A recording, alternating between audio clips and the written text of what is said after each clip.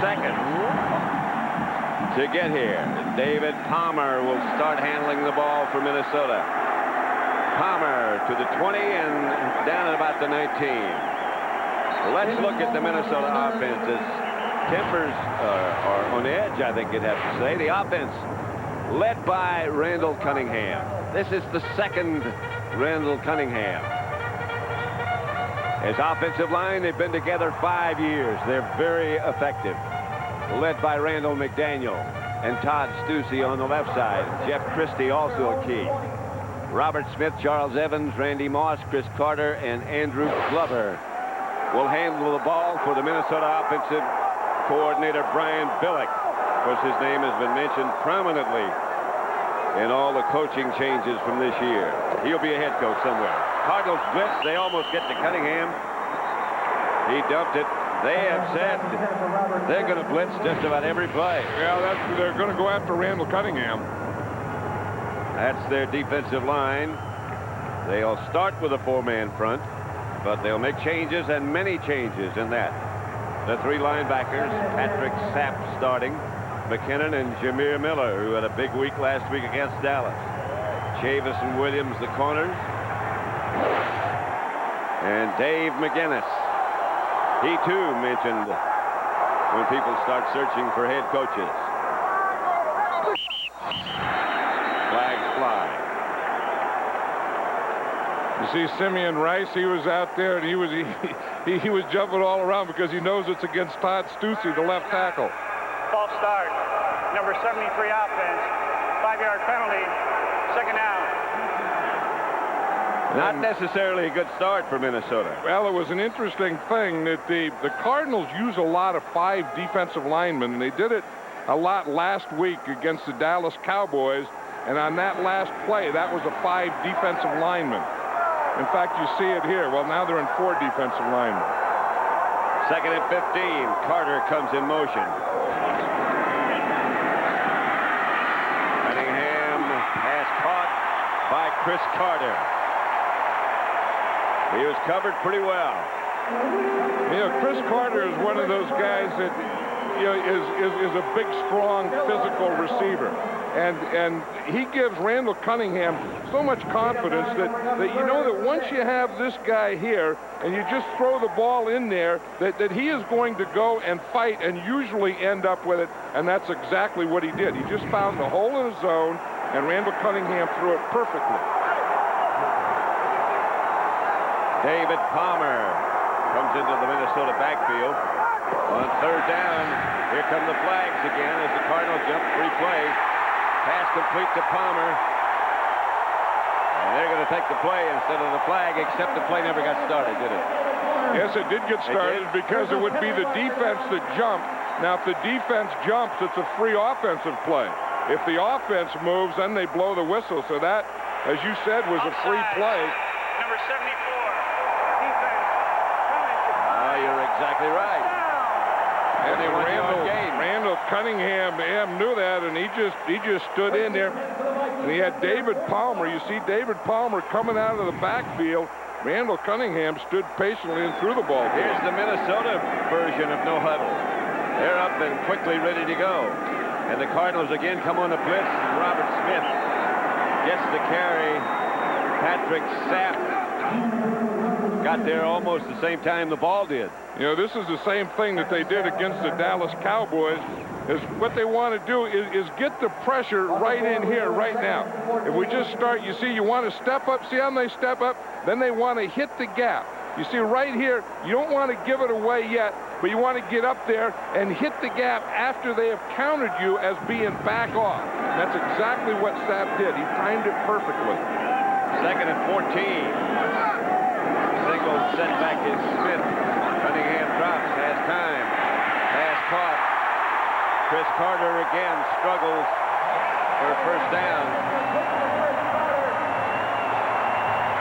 I think that was one of the things that the Vikings have. As I said earlier, they're going to move the ball around, and they know that the Arizona Cardinals are going to take away Randy Moss. They're putting Aeneas Williams out there.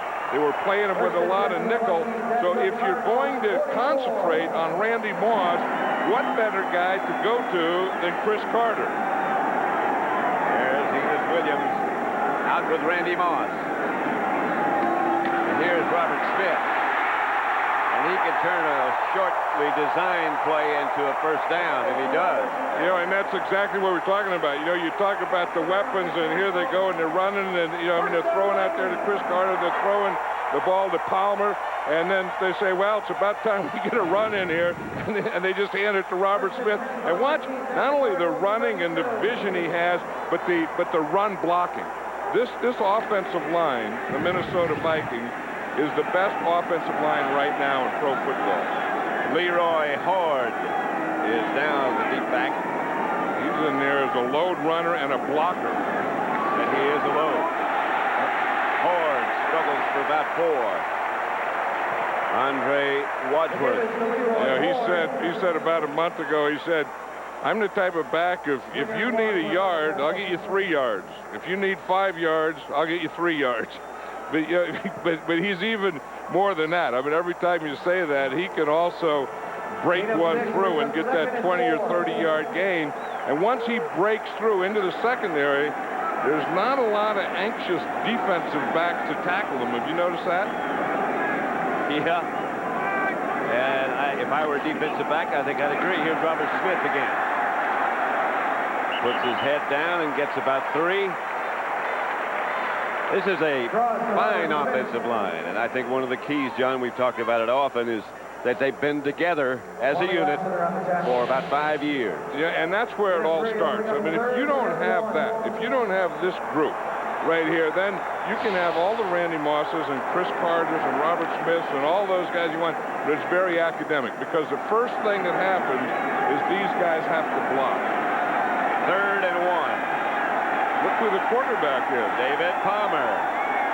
Could be a direct snap to him. He can throw it as well as run with it. Got the first down. See, what they did is they came in and they switched. They put Randall Cunningham, the quarterback, out as a split left end. And then they put Palmer as a quarterback, and he just got in a shotgun. Here's Randall Cunningham. He's out here, and here's Palmer right here. You see, and they just snap it. They just snap it to Palmer. Now he starts out, and this is going to be a run here. But I watched him in practice the other day, and they also have a pass off of that with Palmer throwing the ball. Shades of the old single wing or the A formation. Yep, you got to watch these Minnesota Vikings, I'll tell you. Smith hit right at the line of scrimmage by Ronald McKinnon. McKinnon to Robert Smith. You know, and you know, the thing is, we talk about these Vikings and all the weapons they have, and it all starts with that offensive line. But Brian Billick does a great job of calling this game, too, because he really does. You can have weapons, but if you don't use them and mix them up and become one-dimensional, you're easy to defend. The way Brian Billick is mixing these things up in this first drive is darn near really impossible to defend. Smith is the deep back.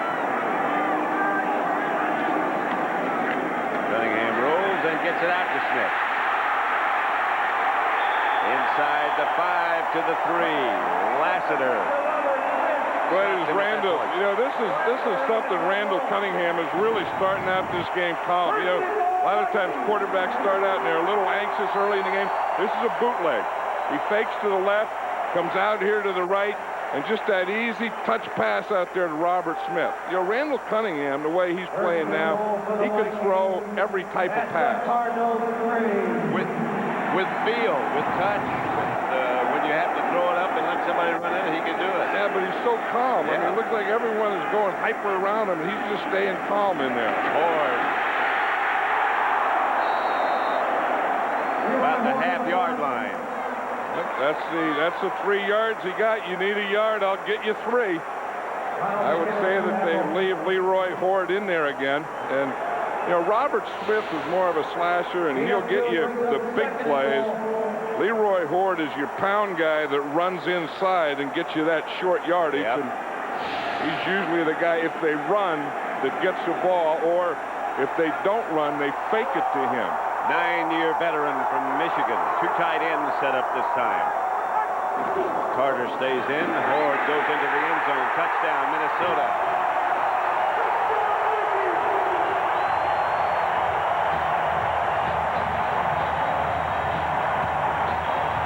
make it look so simple and get it done with such ease.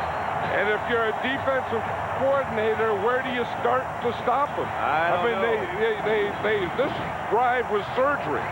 The Minnesota Vikings did surgery on the Arizona Cardinal defense, and they did it every way you can with darn near every weapon they have, and they haven't even used Randy Moss yet. That's so true.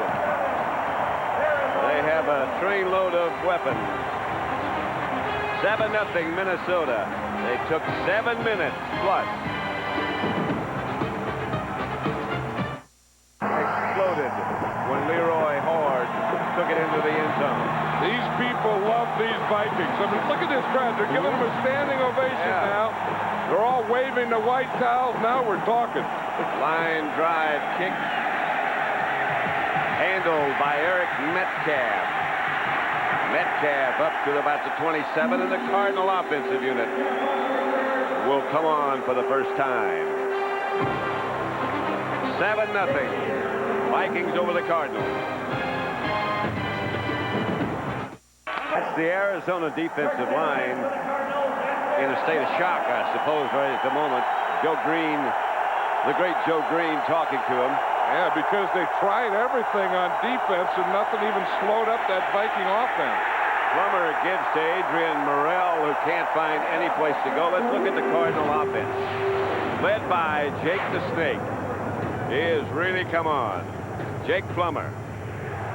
The offensive line in front of him, Brown, Dishman, Graham, Holmes, and Dexter. And Adrian Morrell deep. Larry centers the veteran. They go with the hurry huddle. The at the line, and almost picked off.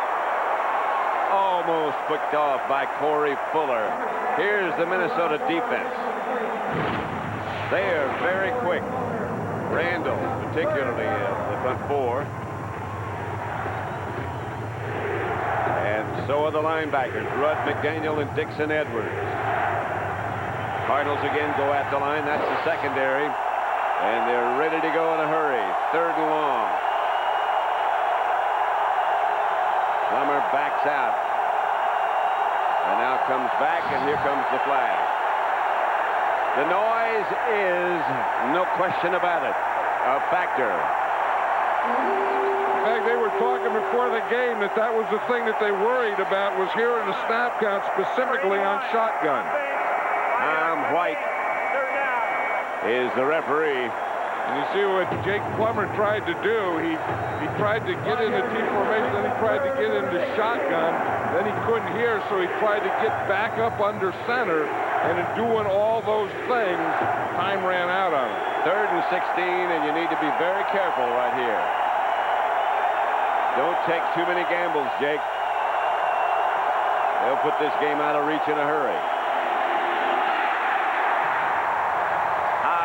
Intended for Frank Sanders.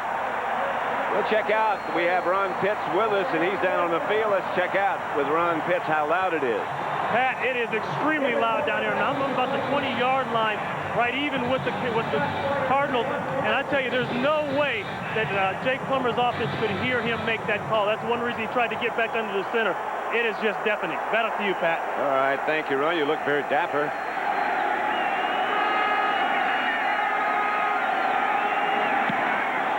Punt to David Palmer. Scott Player. Palmer handles. Jumps around. He can do some things with the ball when he gets it. Including playing quarterback. Yeah. 7-0. Minnesota's second offensive effort coming up. 6:46 left in the first. ABC doesn't have it. No, Fox has the Super Bowl. Well, got a new guy doing promos, Randy Moss. More things you can do, and I'll tell you, what an exciting game that's going to be. I mean, you see in the AFC, we know it's going to be either Denver or the New York Jets, and the NFC, we still got Atlanta, and it's going to be one of these two teams. Robert Smith stopped by Lassiter. Lassiter making too many tackles. Yeah, and that's the thing that you don't like when you're free safety, and that's who you're talking about here. Lassiter, the free safety making tackles. That means that before Lassiter gets here, you've gone by the defensive line and linebackers, and that's the last thing that you want is your free safety to be making a lot of tackles. Palmer again at quarterback. And here he goes to the left. He's got the first down. At tailback, I guess you'd have to say that is. Well, it's the old single-wing tailback. Yeah, but the big thing is Randall Cunningham splits out at left end. He got a little block out there. Yeah. They ran to the side. Watch, here's Randall Cunningham out there.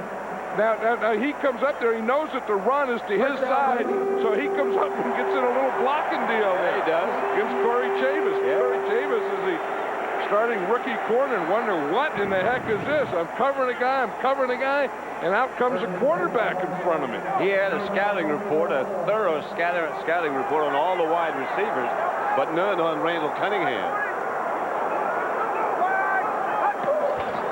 Here's Cunningham dropping, looking, and taken off. To the 40. Jameer Miller made the stop. You know, if we look at the Minnesota Vikings on the first 15 plays, look at that. They had 10 runs, 5 passes, and they had a different formation on every play, 15 different formations. And talking about different formations, the Arizona Cardinals had a nickel defense on that last play on first down. So they're trying to change things up to try to get something to slow up this Viking offense. 2 tight ends set up, 2 wide receivers, 1 back. Cunningham drops. Gets it out to Smith. Gets a couple. Yeah, this is the difference, I think, between regular season and playoff with Robert Smith. Remember during the regular season we were talking to him and said, you know, everyone talks about all my injuries and I've had all these injuries, and he said, I've narrowed them down that they're all on the sidelines and it's fighting to stay in bounds. All my injuries have been out there, so now when I get close to the sidelines, I manage that and just go out of bounds. Now, on that one, he put his head down. Yep. He didn't go out of bounds, but he said every injury has been on that type of play that just happened there. But these are playoffs. These are sudden death. That's Palmer in motion, and this is Cunningham out to David Palmer. And he gets a first down for Minnesota. You know, every time we see David Palmer play, he makes a couple of big plays in the game, either in the kicking game or a play like this. Here he is in motion. You see, he started in the backfield. He goes all the way out there. Now he's going to get on a corner. And you think, well, you're not going to throw him that ball. But, of course, the corner is Corey Chavis. He drops off and leaves Palmer wide open.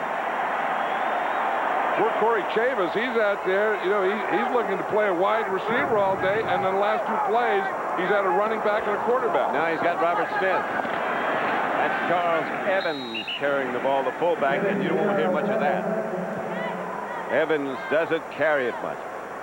The thing about David Palmer, he can do anything. He returns kicks, of course. Be a quarterback, as you said. And once they figure out how to get the ball to him, and they do a good job of that, he can do a lot of things with it. As you said, he can throw it.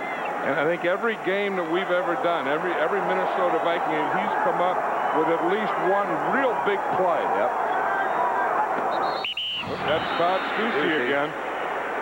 Well, you hate to heap so much praise on one guy, David Palmer. No, you don't really hate to, do you? No, you like to. Sometimes it's good to heap praise. Remember the Dallas game, Thanksgiving game, Thanksgiving Day. He had 2 long returns called back. Yeah, you know what the opposite of heaping praise is? What? Piling on. You know, and you don't really need piling on praise. No, just piling on. Yeah. You know, like if something's open. You know, I mean, you got an open pile where someone is vulnerable. For example, the officials this year. They're very vulnerable. So it's very easy to pile on. Yes. The opposite of piling on is heaping praise. Well, the officials, you're right, haven't gotten a lot of heaping praise this year. A lot of piling on. Cunningham hits Chris Carter. And Carter stretches to try to get the first. Again, stopped by Lassiter. And again, Aeneas Williams is out there, and he's on. All the coverage is going towards Randy Moss.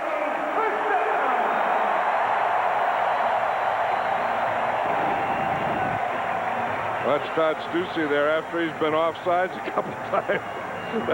That's the way you get an offensive lineman's concentration back. You do that. You just punch him in the mouth. That's what Jeff Christie, his own guy, said, hey, man, you know, it's one quarter we're playing pretty good football here. You've had 2 penalties.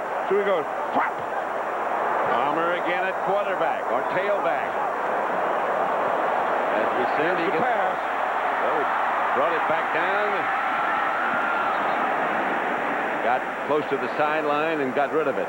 Yeah, I saw that in in practice. That's the one that he ran in practice. And in practice, it worked a lot better because he threw it for a touchdown pass, and that was a play that they were trying to set up.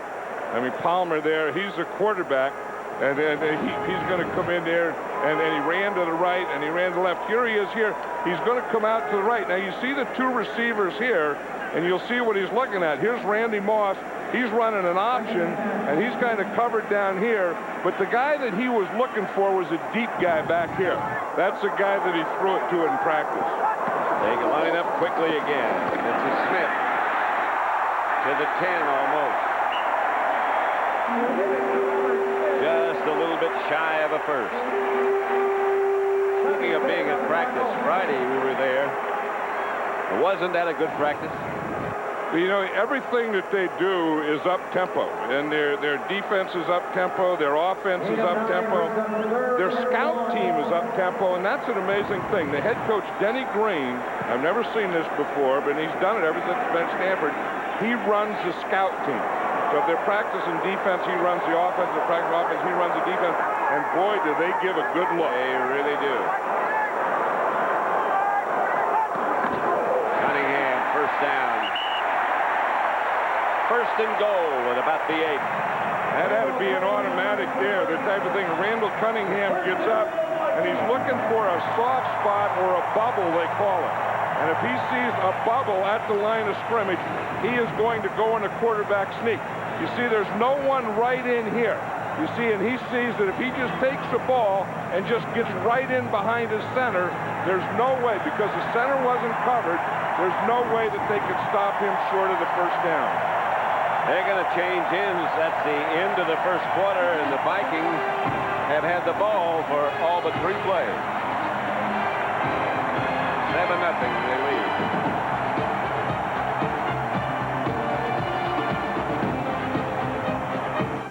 Great, wasn't it? We had elk, man. We had a great meal, great visit. Cunningham has the pass picked off in the end zone by Enos Williams. Out to the 10. Got some room now. Knocked out of bounds by Leroy Horde. Yeah, we were talking about that Randall Cunningham hadn't thrown the ball to Randy Moss yet.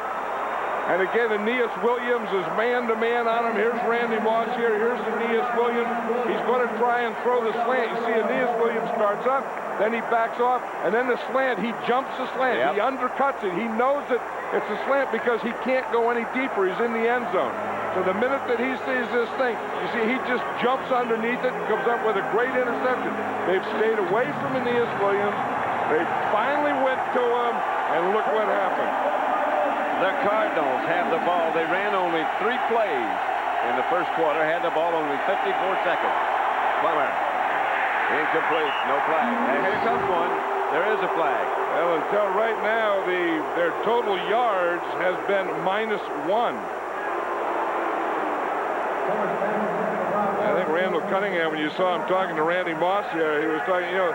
Number 27, defense, have a first down, spotted a foul. Corey Fuller. Every wide receiver is always open. I think he was probably saying that he was open. Here's Corey Fuller here, and you can see that looks like good defense to me. I mean, I know that the rule is that you can't touch the guy when the ball is in the air. But Corey Fuller looked pretty good on that play. The Cardinals again start from the hurry-up huddle. And they almost don't get the play call before the clock ran out. There's a flag on the play. You see who got that penetration is Jerry Ball. Boy, is he a first down defensive player. And is he quick to be so big? So quick he was offside. You know, he lines up. He takes all the ball that he can, all of the football that he can. Ball takes all the ball. Number 96, defense, 5-yard penalty, first down. And Jerry Ball doesn't do a lot of stupid things. And he's saying that the ball moved. And here's Jerry Ball right here. And he's saying that the ball moved. It was the center's head. The ball didn't move. Ball did not move. No, he was wrong on that. It was the center's head that moved. Plummer.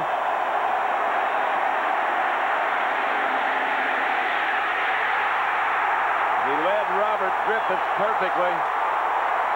And Griffiths of the Vikings brings it back up to about the 45. Robert Griffith is the strong safety who also plays corner on nickel. That time he was trying to throw the ball deep to Frank Sanders. I think Jake Plummer held the ball too long. Robert Griffith is another guy, a defensive player for this Viking team, that every time we see him comes up with big plays. Every time. Jake Plummer again, he's bootlegging to this side. See, he was going to throw to the right. Then he comes across his body to a secondary receiver. Robert Griffith was right there.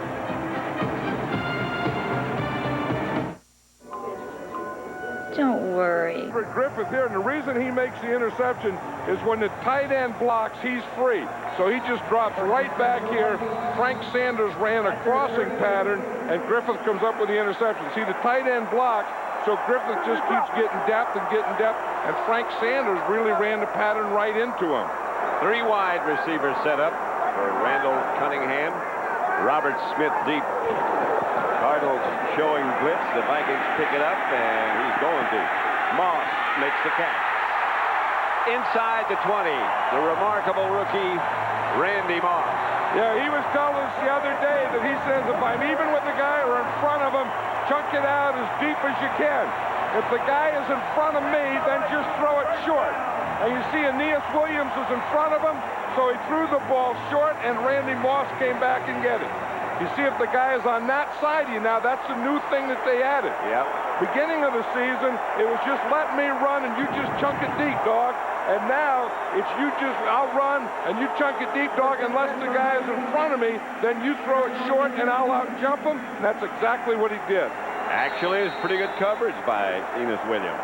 Well, it was real good coverage, but again, Randy Moss and Randall Cunningham, that's an added thing that they've had in the last 3 weeks. Minnesota timeout.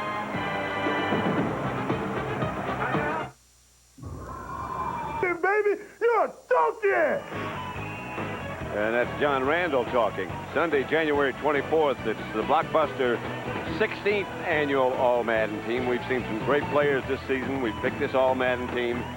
It's a football Madden style, so don't miss the blockbuster 16th annual All-Madden team at 3 Eastern, 4 Pacific on Fox.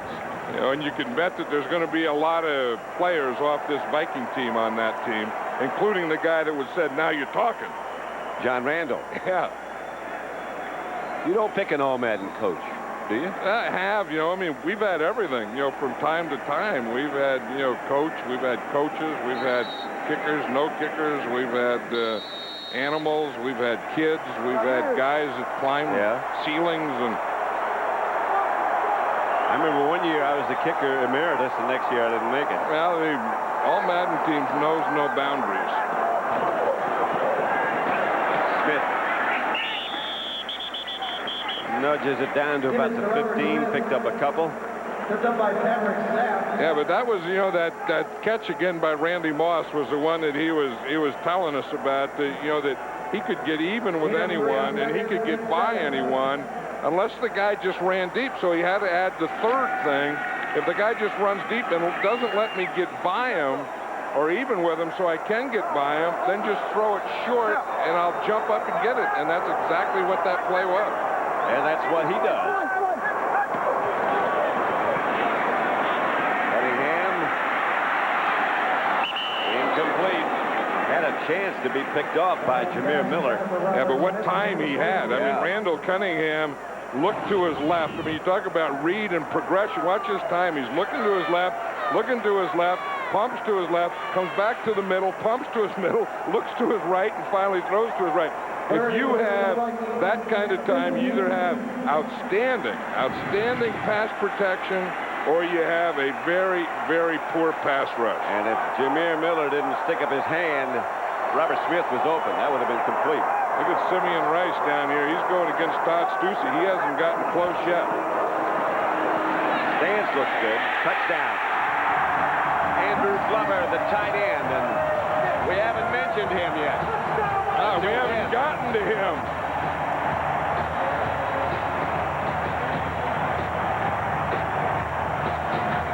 Cunningham to Glover. That's what Randall Cunningham was saying the other day. I mean, here's Glover right here, and they split them out. You see they have a bunch out there. They have 3 receivers, 2 of them being wide receivers, the guy in the middle being the tight end, Andrew Glover. And just look at the difference in size. The guy who caught the touchdown pass is 6'6". And look at the pass. Yeah, perfect.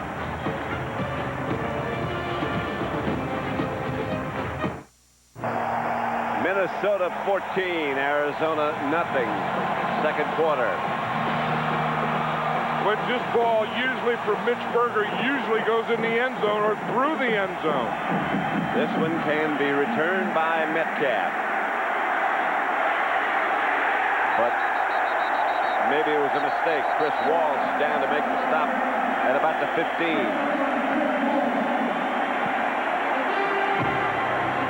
Arizona minus 1 yard, and the Vikings rocking and rolling, 14-0.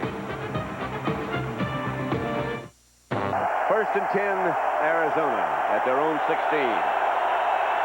Jake Plummer, pump fake, intercepted.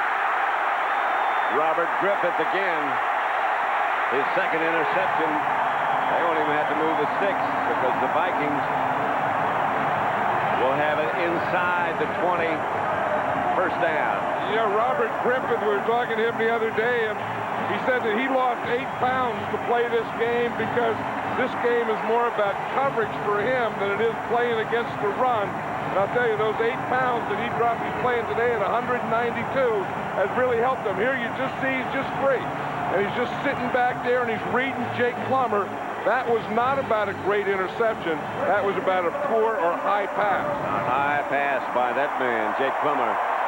First and 10, Minnesota at the Cardinals 16. And this Viking defense has really rattled Jake Plummer. You can just tell that. I mean, he has no rhythm. He has no confidence. He has nothing yet. The combination of everything has rattled him. That's Robert Smith inside the 10. It'll be first and goal there. You know, it's a very intimidating factor. I mean, this offense and what they're doing, the defense and what they're doing. And then the third thing, I think, is this crowd and what they're doing. I think that they've really been affected by the crowd. No question about it. And they've been affected a heck of a lot by this Viking offense, too. Yeah. That last touchdown to Andrew Glover, they had McCleskey was on him, and Glover is 6'6", and J.J. McCleskey is 5'8", and they've been having those kind of mismatches all day. Second down, I beg your pardon, it's not first. Cunningham has it batted down. If he tried to go wide to Chris Carter, it was batted down by Andre Wadsworth. Yeah, that's the thing that you do as a defensive end on a 3-step drop. You see Wadsworth right here. If a quarterback takes a 3-step drop, what you want to do is get a little pass rush and then get your hands up because you're not going to get to him. Now watch Andre Wadsworth out there. You see he just starts up the field. He's not going to get to Cunningham, so the next best thing is jump up and take a lane away from him. Third down. They are 5 for 5 on third down conversions. They Carter in motion. Cunningham drops. Rush comes and gets him. Ronald McKinnon delayed blitz, but he got there. Nobody picked him up. And I think that was a Cardinal plan, that they were going to do a lot of blitzing today, but the Viking offense has just kept them off balance. Jim McKinnon, he's just coming on the delayed blitz. See, he waits until all the blockers get on their guy. And then when all the blockers get on their guy, he comes on that delayed blitz. How about this guy, Gary Anderson? I can't imagine That's amazing, isn't it? I can't imagine that. Well, one of the things is, of course, playing indoors, but not all of his games were indoors. The amazing thing to me is all of his kicks are right down the middle. I mean, you never think about one hitting a goal post or going over a goal post. 17-0. For a day, because Jerry Jones has given up the team. It's easy to enter. Just log on to foxsports.com and then watch Fox's Super Bowl pregame show from 11 a.m. Eastern to 2 p.m. Eastern for your chance to fly to Dallas, watch a game from the owner's box, tour the field, meet the Cowboy cheerleaders. So log on now and watch for your chance to win. Might enter. Yep, Mitch Berger got that kick in the end zone again. Let's go to now Los Angeles and James Brown for an update. You know the Jets' Keyshawn Johnson says, give me the ball. He got the ball today, including this 21-yard strike from Vinny Testaverde. He also ran one in, played defense, and got a pick and a fumble recovery. The net result, Jets will be playing Denver next week in the title game. Back to John Madden and the kicker emeritus, Pat Summerall. Thank you, JB. Always nice to hear from JB during a shootout. Emeritus. Morrell. Adrian Morrell stays on his feet. By far the most successful Cardinal play of the day. He's stopped by Dixon Edwards. Yeah, he went right by Tony Williams. Tony Williams is the other defensive tackle in there with Jerry Ball, and if there's any place to run, you can run right at him, but you better get by that front group quickly. And this is that no huddle that the Cardinals do.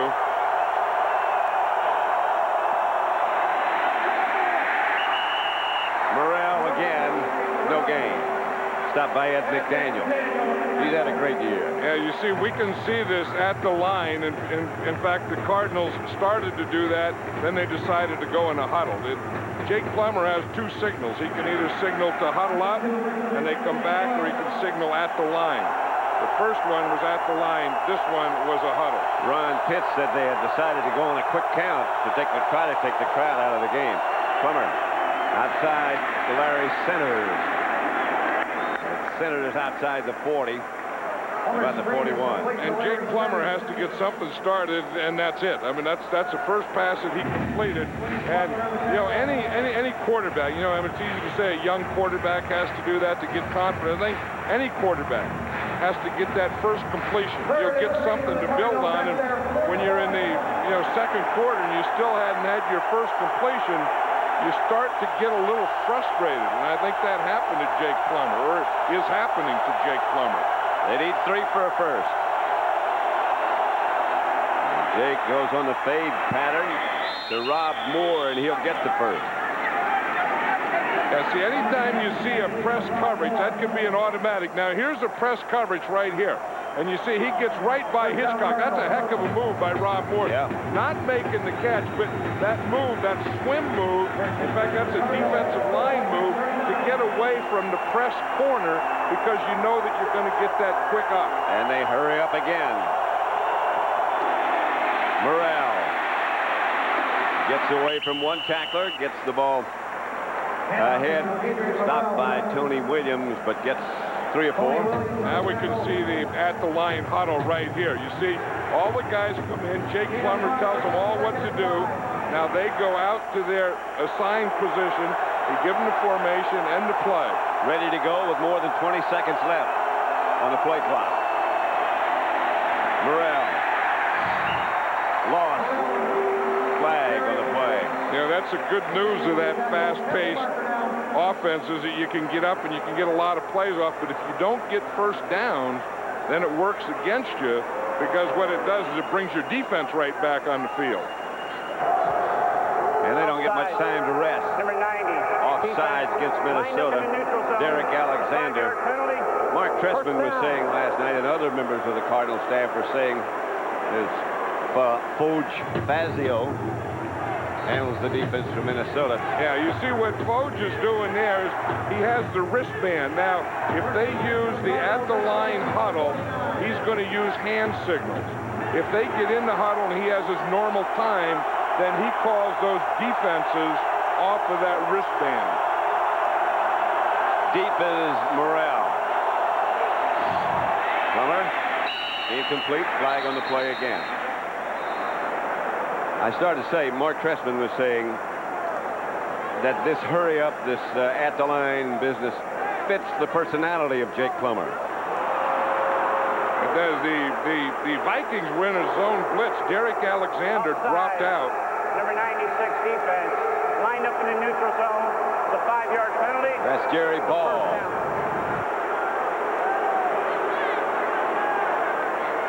This is really against the Vikings, but if you look here, Jake Plummer never had control of that ball to throw it. Well, he turned it around just before he let it go. He looked like he wasn't comfortable the position he had. He went to change it. But Jerry Ball, who we talked about, who takes as much of the football as he can, was in the neutral zone. 1st and 5, another flag. This one is against Arizona. There's Foge Fazio. He's Prior to the snap, false start. Number 75, offense, 5-yard penalty. Lomas Brown, the veteran who spent so many good years with Detroit. That's the last guy that you would expect. Lomas Brown here, a 14-year veteran. And if you have to say, you know, who's the best offensive lineman on this Cardinal team, it's Lomas Brown. Who's the most consistent, it's Lomas Brown. Who would be the last guy that would be jumping? I mean, he played all those years at Detroit. He played so many games here. You would say Lomas Brown. He's the first guy. Plummer gets it to Frank Sanders across the middle, and Sanders will get enough for an Arizona first down. And Sanders is saying it's about time, but now again the Cardinals are going in the at the line. You see, they're not huddling up; they're just right at the line. He just calls the plays. He tells the formation here. You see now the Vikings, they can't turn their back. That's the big thing in the defense, is you can't turn your back to the offense because you never know what formation they're going to get into, when they're going to break, or when they're going to snap the ball. That's one of the things the Vikings were saying. We got to remember to face them. Handoff is to Adrian Morrell, was stopped right at the line of scrimmage by Dixon Edwards. Flag again. You know, whether this thing is really effective or not, and it is working pretty well, this at-the-line huddle, it's getting a lot of penalties on both sides. A lot of people in the conference. Well, I think they have 3 in the conference and 2 that are guard dogging it. There's no infraction on the play. 2nd down. False alarm. I wonder if there were no infraction, what it was. What was the discussion in the conference about? I don't know. I mean, someone must have... That's Mark Trestman. Someone must have thrown something and then think that they didn't see it, or thrown something and then got talked out of it. But you see here, they're still having their little conference there, aren't they? Yeah, Tom White, the referee, in the white hat. Remember when the referee used to be in the black hat and all the rest of them in white? Right, and then they just flip-flopped it. I think if the Cardinals are going to stay in this game, they need to score here. I mean, they have to get something on the board. The first points are always the toughest to get something on the board to build upon. Even 3. Open is Chris Gedney. Gedney knocked out of bounds. Because that's one thing, Jake Plummer, can do it. Remember when we did the Dallas game and the Cardinals didn't look good at all in the first half, and then the second half they came out and just opened up, and they did it a lot with this no huddle, with this quick pace. And Jake Plummer loves this type of thing. Here you see both coordinators there, Foge Fazio on the right calling the defenses, Mark Trestman on the left calling the play. Orlando Thomas pulled his right hamstring, is out of the game. Bass has taken his place in the Viking secondary. Here's Jake Plummer dropping. That's to Larry Centers, and he gets inside the Viking 5. It's interesting how Jake Plummer hadn't completed a pass this whole game, and he hit that first little thing out here to Larry Centers. And that got him off the schneid, or whatever you call that. That got him started. That got Mark Trestman right here into some kind of groove and calling plays.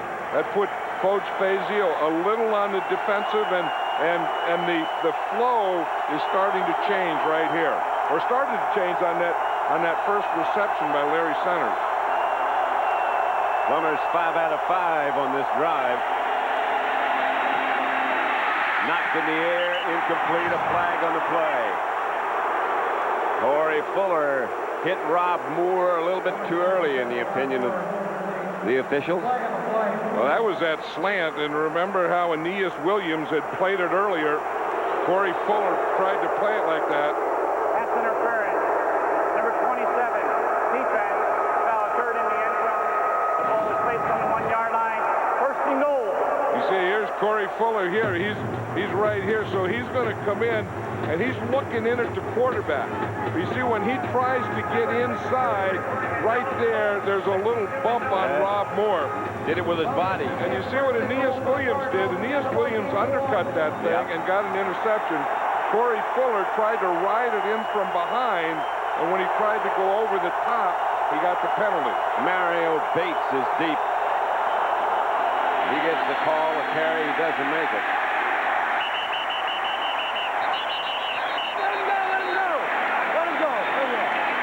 Let him go, they say. Let him unstack. Adrian Morrell is the starting tailback for this group. It's Mario Bates they put in at short yardage and goal line, and you see Bates, he's in the high formation. Julius Hayes is the lead blocker, and the Vikings give him nothing right there. Second and goal at the 1. Dwayne Rudd was right there at the hole. Both of those safeties were up there. That's another guy who's looked good every time we've seen the Vikings play. Robert Griffith. Plummer tries to sneak it in. There's a flag on the play, and Plummer didn't make it. Who was that flopping there in the ground? It had to be John Randall, but it wasn't. It was Jerry Ball, I think. I want to see that. Prior to the snap. Well, it was Tony Williams, I guess. Start.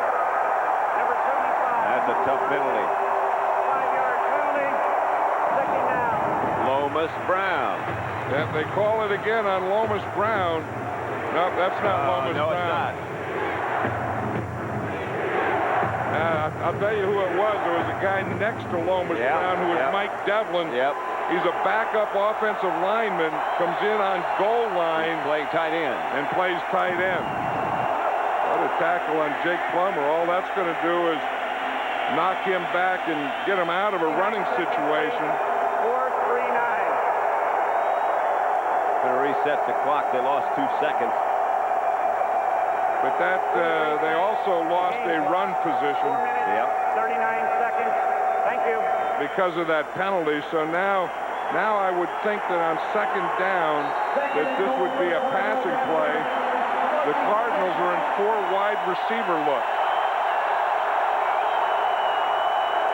Plummer, quarterback draw. Gets back to about the original line of scrimmage. That's not a bad idea. You know, he just reads the box. And he goes in and he goes 4 wide receivers. And if there's 5 men in the box, you see they got 1, 2, 3, 4, 5, then he's going to run the ball. If there were 6 men in the box, he would pass the ball. He just had too far to go. Had he needed about 3 or 4 yards, that would have been a touchdown. But he needed about 5 or 6, and that led, that extra couple yardage gave him the time to react to it. Third and goal at the 1.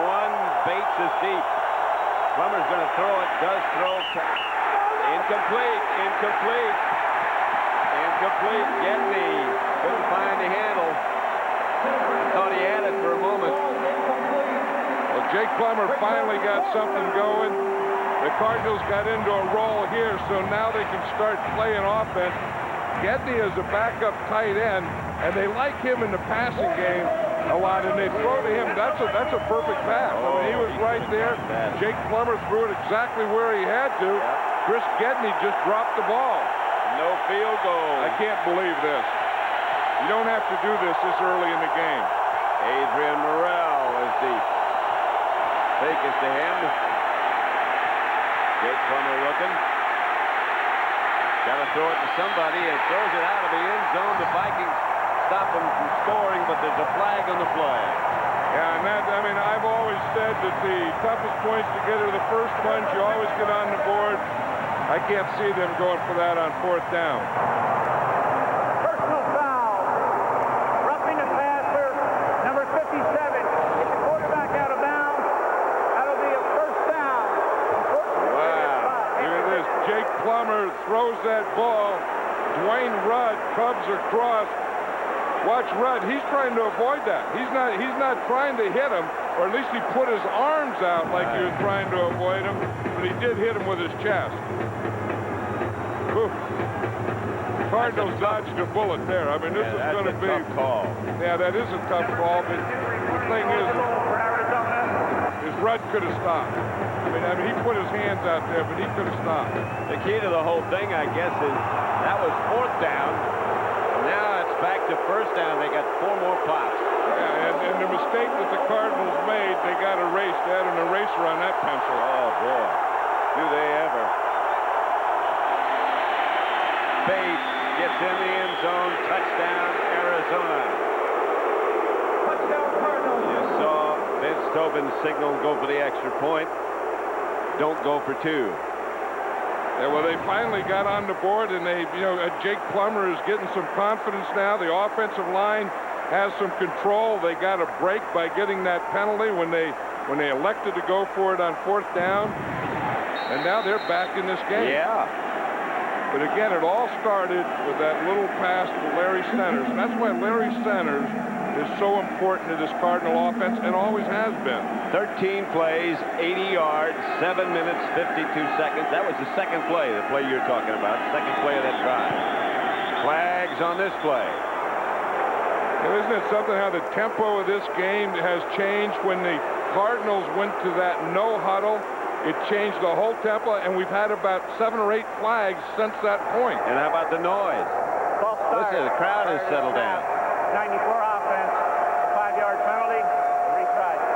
Well, that's always been the way to take the crowd out of there, is to do well, because if you're doing well, if you're the visiting team and you're doing well, then if the crowd yells, they're yelling for you. Chris Jackie hit the extra point. Now he'll have to do it from 5 yards further back. Since they changed the pace on this game, it's gotten a little sloppy, hasn't it? Yeah, it has. More competitive, but more sloppy. It's a game instead of a blowout. And the extra point by Jackie is good, and it's 17-7.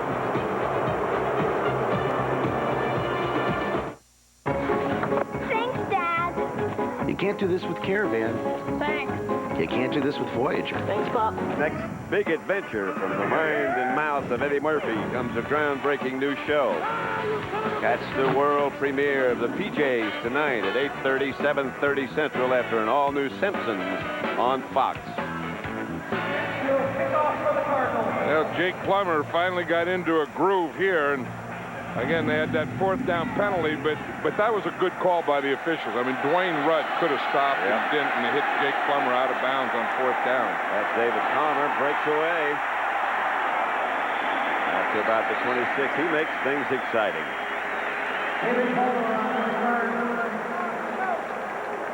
There's Dwayne Rudd there, and I think, he probably knows it, because when he hit him, I mean, it was after Jake Plummer had gone out of bounds, and he put both hands out, but that doesn't mean just because you put both hands out that you can hit him. Plus, he had already thrown the ball. Yeah, and the ball was gone. He was out of bounds. Everything was wrong with that one. The Cardinals are in a nickel defense, 5 defensive backs now on 1st down. Cunningham put his hand on his left hip as if to change the play. That's Robert Smith. Well, that's one of the things that you do when you go to nickel. What they do is they bring in Tommy Knight, number 22, so he gives them their 5th defensive back. So what you're doing is you're saying if they're going to play us with 5 defensive backs, that means that they take out a linebacker. Now, if they take out a linebacker, they have one less run defender, and that's when you want to run the ball, and that's what Randall Cunningham did. And Lassiter again had to make the tackle. 3 wide receivers set up for the Vikings this time. And gives to Smith. Smith all the way inside the Cardinal 40. That's the way to get him out of nickel. If they want to play nickel on regular downs, you just run at him, and that's exactly what you watch Tommy Neidl go out of here. Here we just see Robert Smith here, and we look at the block. You see Jeff Christie does a great job. Not a good job. He does a great job of getting movement on the nose tackle. Because if you can get stop penetration, then that's good. If you can get a little movement, as he did there, it's going to be really good. 1st and 10, Minnesota. Cunningham to Horde. And Leroy Horde hammers down. Stopped again by Lassiter. The 2-minute warning signaling the end of the first half with the Vikings leading by 10.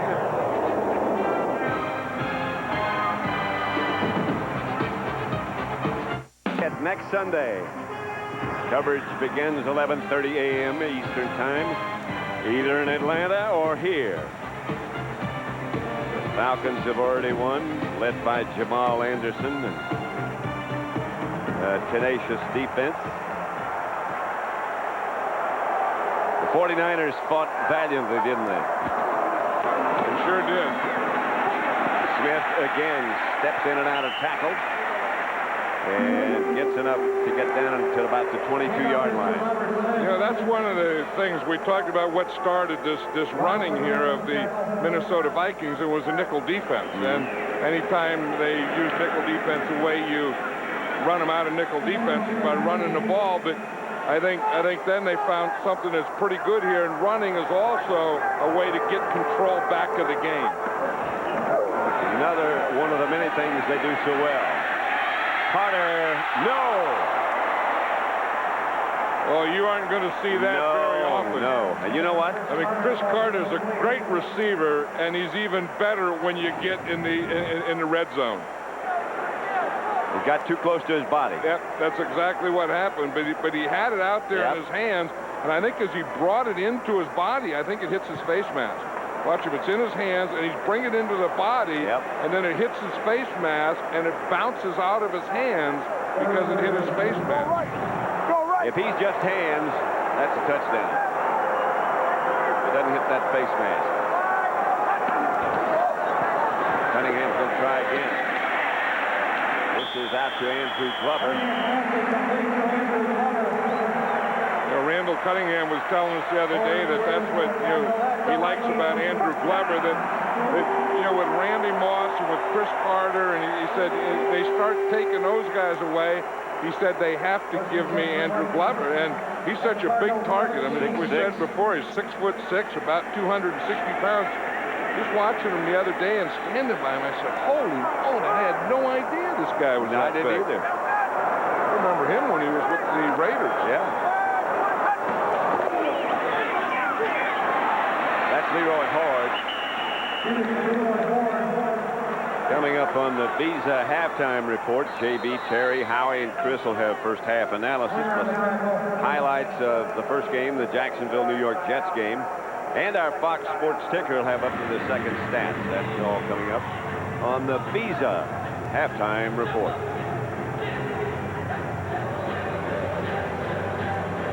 I tell you, this Minnesota Viking team has really had the way with this Cardinal defense. And again, we've talked about the running back, Robert Smith, and then they go to Horde, and they have Palmer back there and the wide receivers. But again, it all starts with this offensive line, and they've really had control there. We showed what a great block that Jeff Christie made in there in the middle, but that whole offensive line has had control of that defensive line of the Cardinals this whole game. So much so that Lassiter, the safety man, has made 10 tackles already. And when you talk about great offensive linemen, you have to talk about Randall McDaniel there, the left guard. He's like in the Pro Bowl every year. Here's Cunningham, gets away from one blitzer. Wadsworth gets the ball out to Horde. And Horde, touchdown. A delayed call. I think the official who was looking at it lost his whistle for a moment. That's where Randall Cunningham has always been so tough. is rolling out, scrambling to his right. This isn't a design play. He just gets out of that pocket, buys time, gets out there, and then he gets another look at stuff. He gets another look, and look what he finds. Leroy Hort, and Leroy Hort just got that ball inside the pylon. High ball. Enos Williams down. Well, Aeneas Williams has been doing such a great job today on Randy Moss. He's been covering him all over the field. Randy Moss has only caught that one pass against him. We talked about Randall McDaniel. Watch his block on that. I mean, watch his pass protection. I mean, he is so strong that he can just stand up and get his hands underneath you. And there's no way that when you get in that push, he just gets his leverage, and his arms and his shoulders are so strong that he just stops you. Has a very push, and right now is stopped. Very unique stance. Yeah, that was from when he had a bad angle, but you see the big thing on that play was Randall Cunningham. Yep. I mean, buying time, getting out there, getting another look at it, and finding Leroy Hort. 8 plays, 74 yards. The Vikings. Gary Anderson will try the extra point. And again, he hasn't missed a kick of any kind. Extra point or field goal. There's only one word for that, isn't there? Yeah, there sure is. Don't forget, again, coming up on the Visa halftime report, J.B. Terry, Howie, and Chris will have the analysis of the first half. Highlights of the Jacksonville, New York Jets game. Our Fox Sports ticker will have up to the second statistics. That's all coming up on the Visa halftime report. Randall Cunningham. He is like, well, not only a new man, a different man. And you know, he's doing it so calmly that he makes everything look easy. And he's doing everything in a relaxed mode. Yeah. Usually with a smile on his face, and even during a football game, can find a place for a laugh. Red McComb. There's a smile on his face, too. I'll tell you, what an addition he's been to this Minnesota Viking franchise. I mean, he came in and bought this team, and they were kind of in turmoil, and he took over and said that he's the guy, and he's the one owner, and gave Denny Green a contract extension, gave all his assistant coaches new contracts, and put some organization back into this organization. The Minnesota Vikings needed Red McComb. The NFL needed Red McComb. And he is really, really having a good time. How could you not? Yeah, I mean, he first took over this team and said, I don't see how we can lose a game. We may win them all. And he hadn't seen him lose a game. Yeah, they've only lost one, and he wasn't there. Red said, heck, this NFL's easy. Yeah. Paul Tagliabue, the commissioner's up there with him someplace, I think. Berger hammers it out of the end zone. And did he get energy on that one? Now, Berger, after he kicks off one like this, he comes over and he eats a candy bar. Yeah? You know what I can't understand? He keeps the candy bar in his shoe. Now, he goes over, and there it is right there. You see, he has a Snickers in there.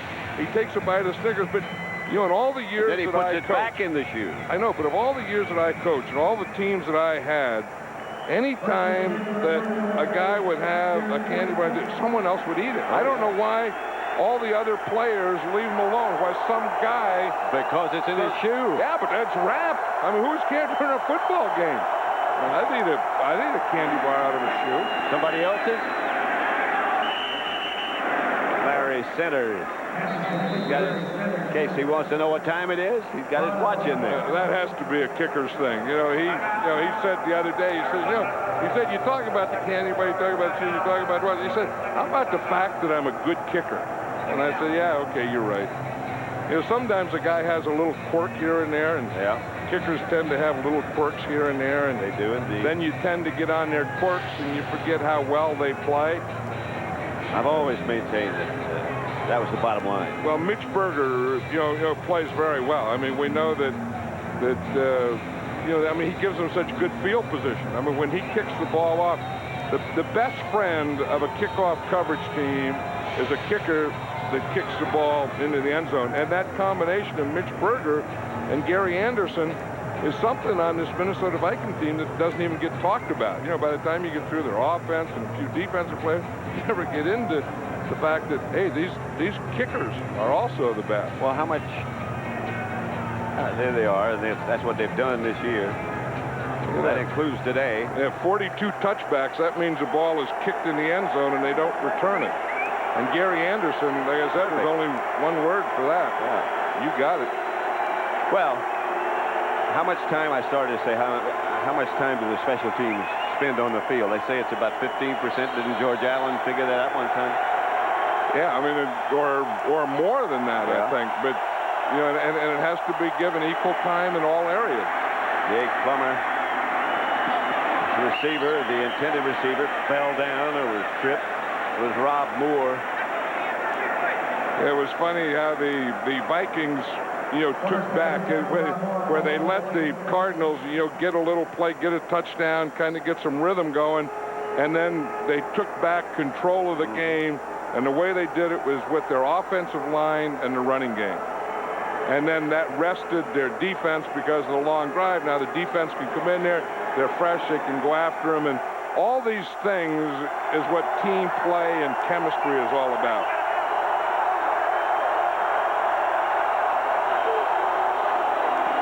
Morrell.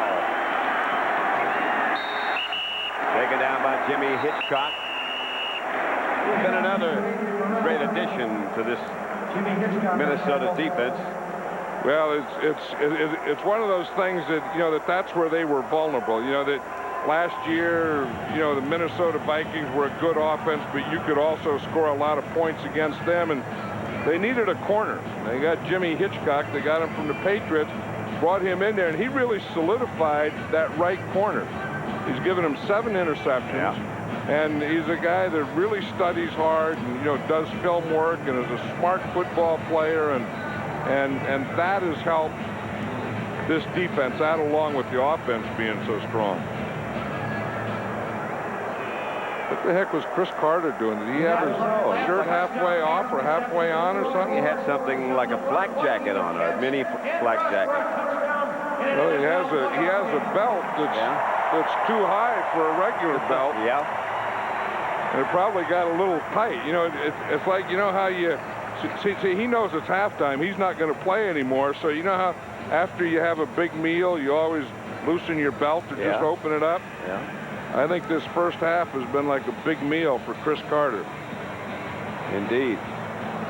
Wait a minute, straighten the chain out. Okay, good.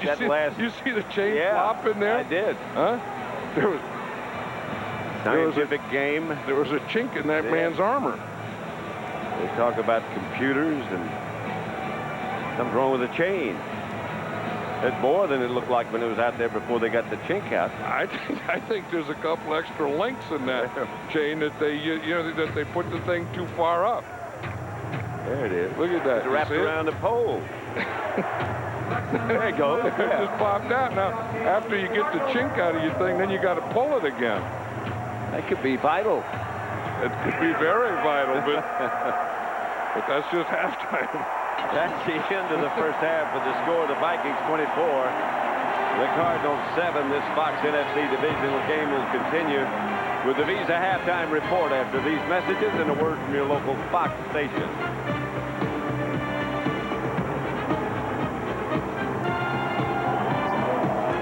The size weapons, including Leroy Hoare, 10 touchdowns during the regular season. He scored once every 13 times he touched the ball.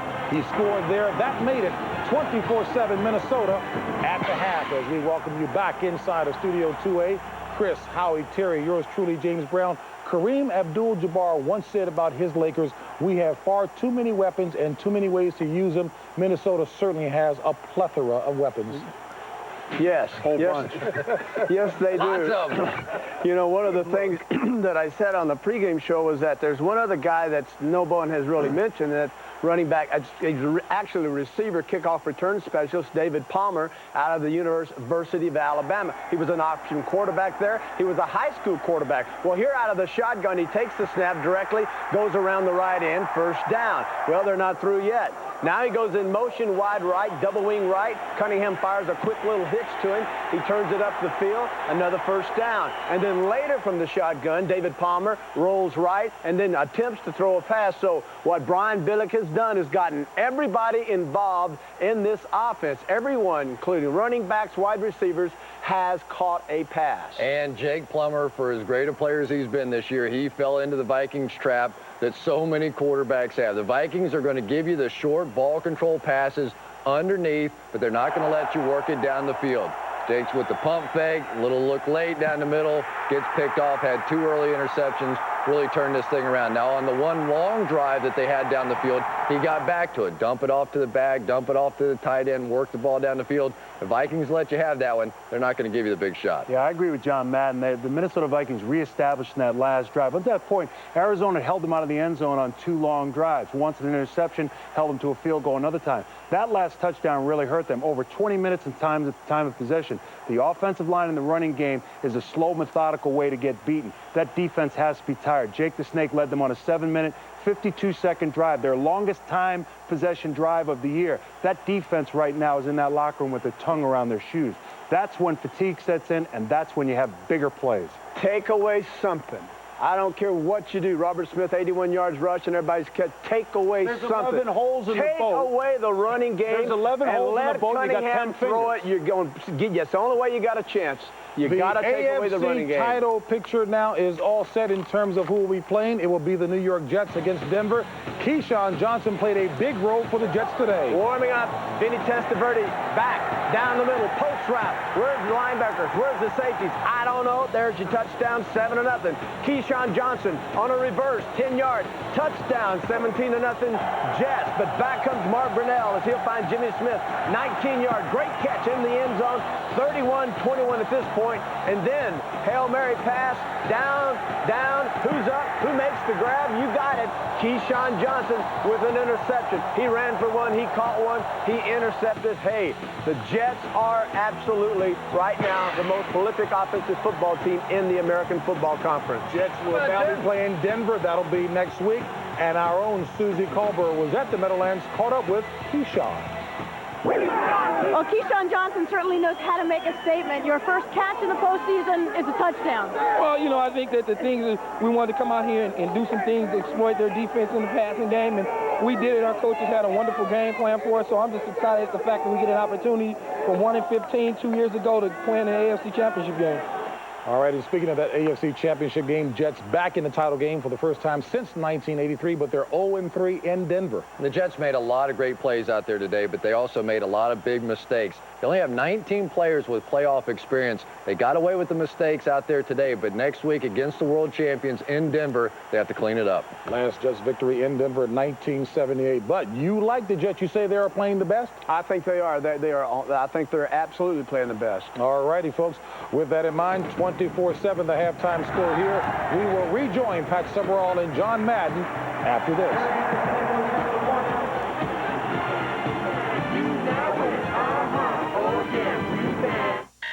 Yeah, I think they have the best chance because, you know, they've been the best team all year. I mean, they had the best regular season record. You know, they get to play the championship game at home, so I think that gives them a benefit there. And then, of course, you know, when you get to the Super Bowl, you don't know who's going to be there, what that matchup will be. But it's going to be an interesting thing that, you know, that next week will be the first championship game that's ever been played in a dome. Yeah. And that means that we're going to have the first team in the Super Bowl that's ever come from a stadium that's played in a dome. So some of those old things that we've been talking about for a long time are going to be broken this year. No matter where the game is next week, it's going to be in a dome. We'll return to the Metrodome for the start of the second half after these messages and a word from your local Fox station.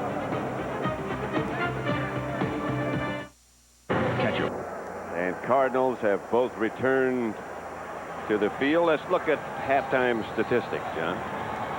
Well, I mean, it was just all about the Vikings.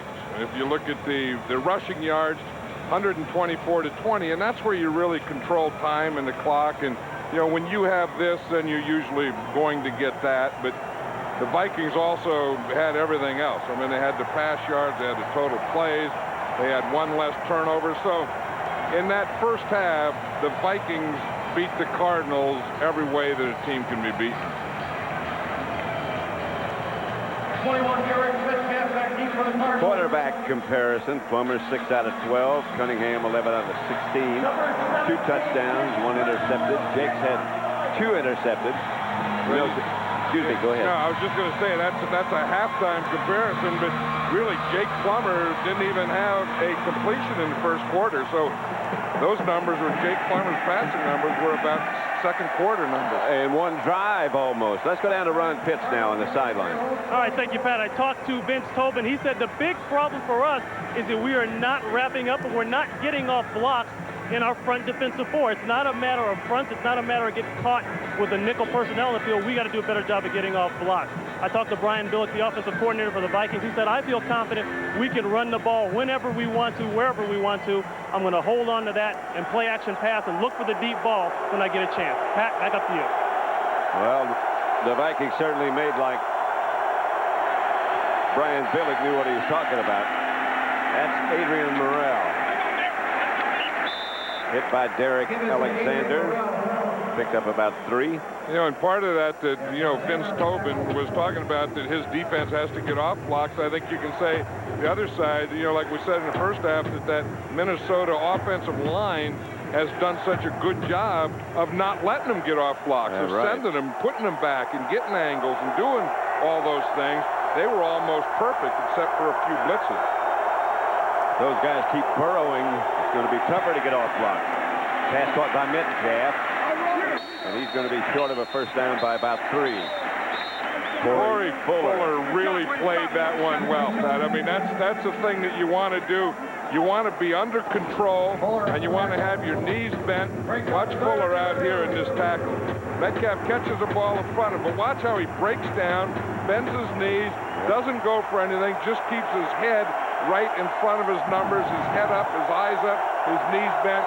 That was a perfect open field tackle. 4 wide outs. Good blitz time if you're the Vikings. They don't bring it. Derek Metcalf made the catch and picked up enough for Arizona first down. Now we see Jake Plummer, he's saying that he wants, you know, the play and he wants it quickly because he doesn't want to, you know, he wants to get back into a rhythm, you know, and not let the defense get into a rhythm with him. So he has that quick huddle. Now he gets up to the line of scrimmage with plenty of time to look at what this defense is doing. Plummer drops, screen pass. And Jerry Ball stayed with it. Larry Centers caught by Jerry Ball. You know, that's one of the things that I've noticed this year, that defensive tackles are really playing screens. We're seeing more screen passes in football, and defensive tackles are playing them better than they ever have. You know, that the minute that they see screen, instead of continuing to rush the passer, they're just running straight down the line, and they're meeting the receiver right at the line of scrimmage. Morrell. Adrian Morrell, midfield. Derek Alexander. See, Ed McDaniel has to make that play because they double-team Jerry Ball. And that's the old thing, that if they double-team Jerry Ball, then Ed McDaniel has to make the play. If they single-team Jerry Ball, then he has to make the play. Watch Jerry Ball. See the double-team there? When they get double, Ed McDaniel has to be free. Ed McDaniel ran out in the 5-hole, and the ball was run in the 1-hole. Morrell cuts it back again. Gets to the Viking 43-yard line, 44, call it. See, that was the thing that, you know, I'm sure that they talked about in the locker room at halftime is that we can't become one-dimensional. Even though we're down 24-7, we just can't go out and pass every down. We have to get some running to keep the defense playing two-dimensional football. 2nd and 3. Caught by Johnny McWilliams. If you look at again at this on-the-line huddle, you see the Cardinals are now. That means now watch the defense. They can't get in a huddle either, and they don't want to turn their backs. You see, they all want to be looking here, and they have to be able to get the signal from the sideline, not off the wristband. Plummer's still yelling. 1st and 10.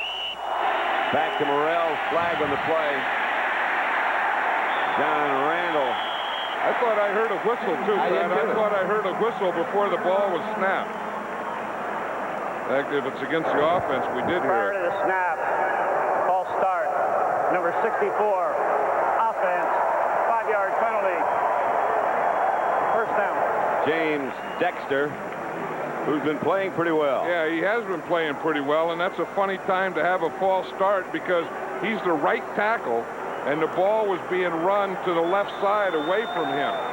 Usually the guy that jumps is on pass protection, or the guy where the ball is being run at his hole. 3 wide receivers set up. Jake Plummer drops and throws. Pass is caught. Maybe it's bounced. But the official says it is a catch. Rob Moore. The official was right there, and he was saying good catch. This is one of the things, you know, that a lot of quarterbacks will not throw to receivers, but throw away from defenders. Yep. And I think that's exactly what Jake Plummer was doing there, and he says that he does that. You know, throw it in a place where you hope your guy can catch it, but you know that their guy's not going to. 2nd and 4. That's Morrell.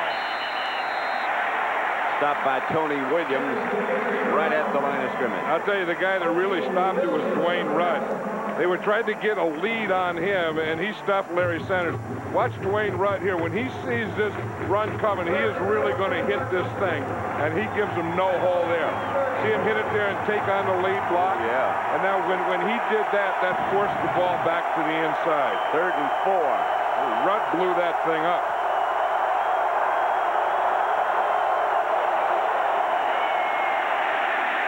Plummer gets rid of it to Rob Moore, and Moore is inside the Viking 10. That is Jake at his best.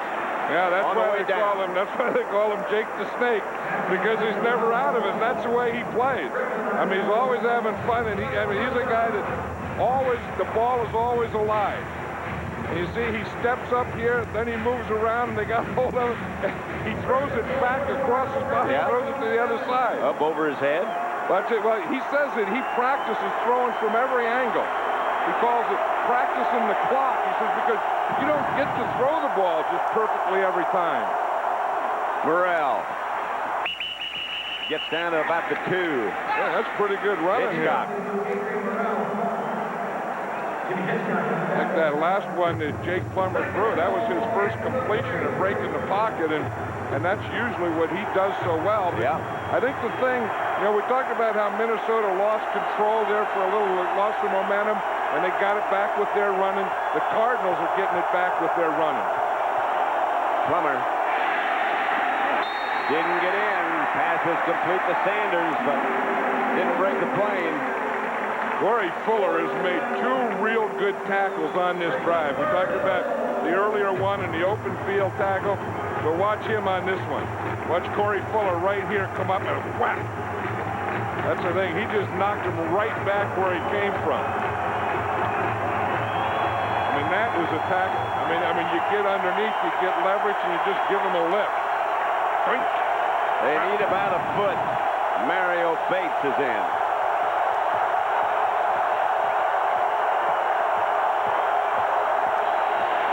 Plummer throws it out of the end zone. Intended for Johnny McWilliams. No chance to catch it. And no sign of the field goal team yet. Well, the field goal team is lined up over in the sideline. You see that Vince Tobin just walked in there, but they're going to go for it. Yep. And again, I don't know that they have to. I mean, every time I would get down here in a game like this, I would always take the field goal. They got a break the last time, remember, they were down here. They got 8 runs at it. Yeah, well, it was a 4th down, incomplete pass, and Dwayne Rudd hit Jake Plummer after he threw the ball out of bounds. I think the Cardinals are going to take time out. Yeah. Well, let's talk this one over. So Arizona will have 2 left. 44-7 Minnesota. Playoff is brought to you by Genuine Chevrolet, the cars more Americans trust.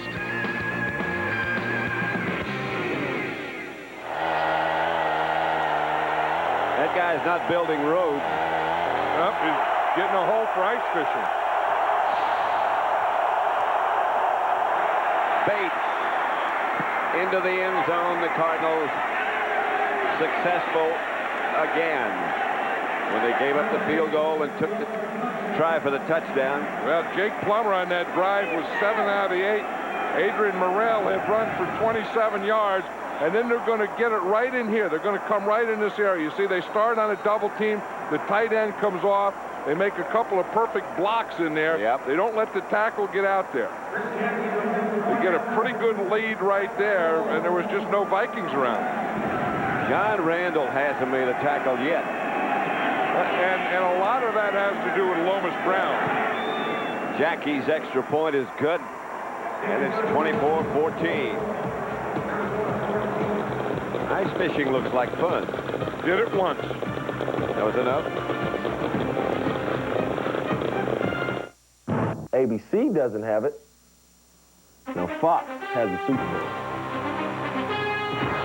And we'll be there. January 31st. Coverage begins at 11 a.m. Eastern Time.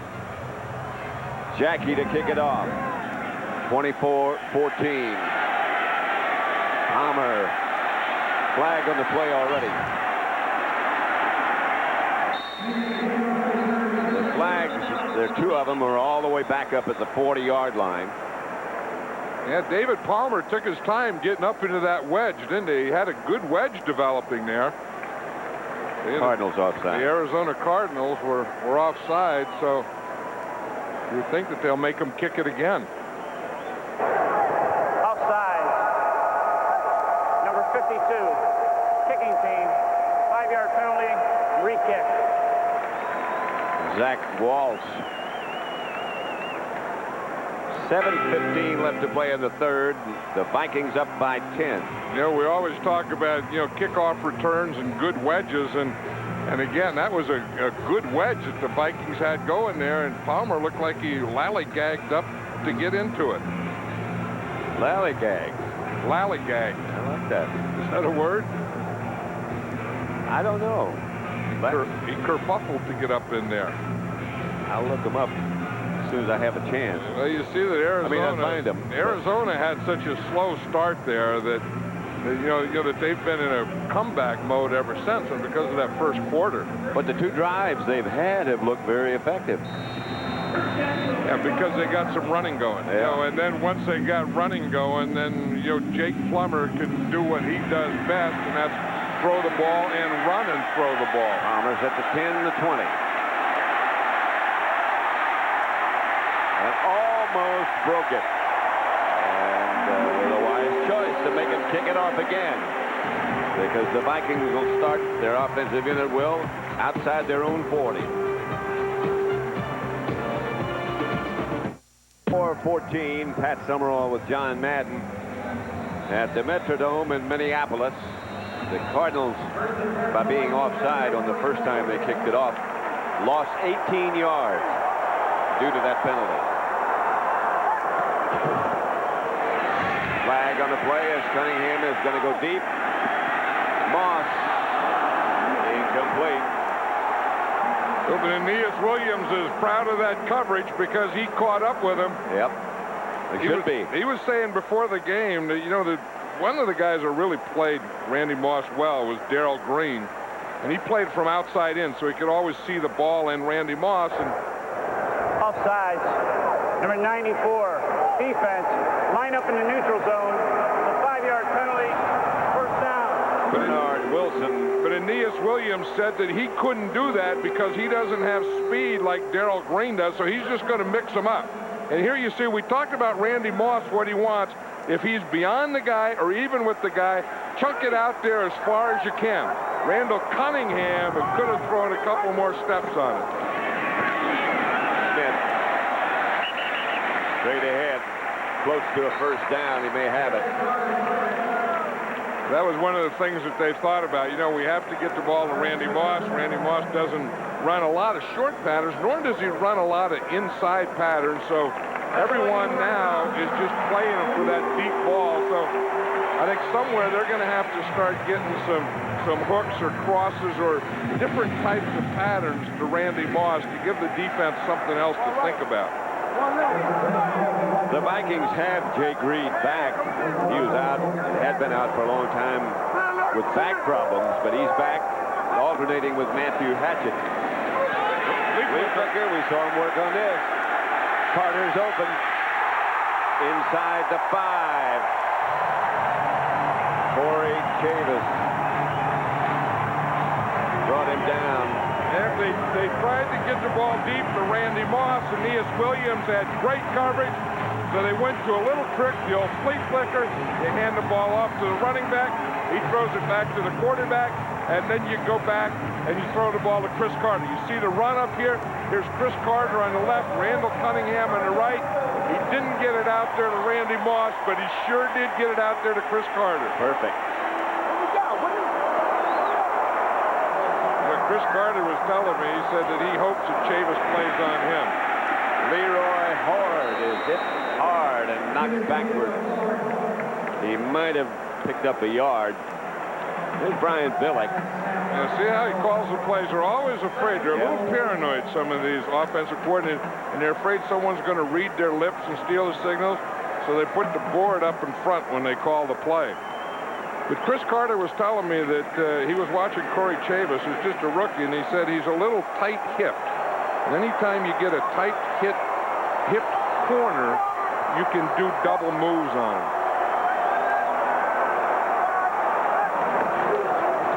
Cunningham, the fade, over Moss's head. Moss is getting a little frustrated there. And Aeneas Williams was right up there talking to him. He's going to run all the way back to the huddle with him. Aeneas Williams said, you didn't have anything. Randy Moss said, I had something.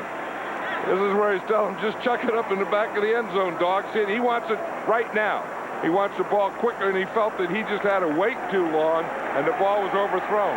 See, because he did a good position. Randy Moss got in good position to let Randall Cunningham throw it to the outside. He just threw it too far to the outside. 3rd and goal at the 1.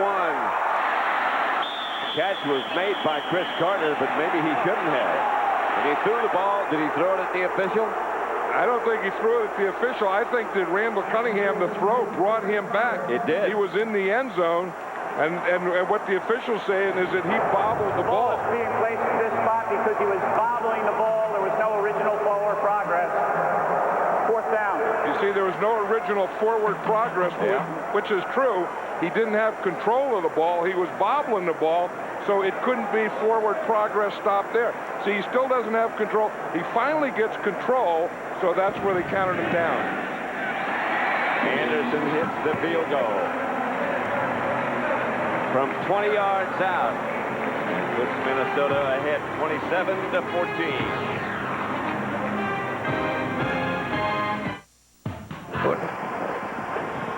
There's Commissioner Paul Tagliabue.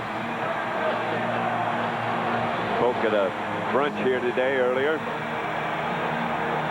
along with Gene Upshaw. Metcalf, 5 yards deep in the end zone, brings it out.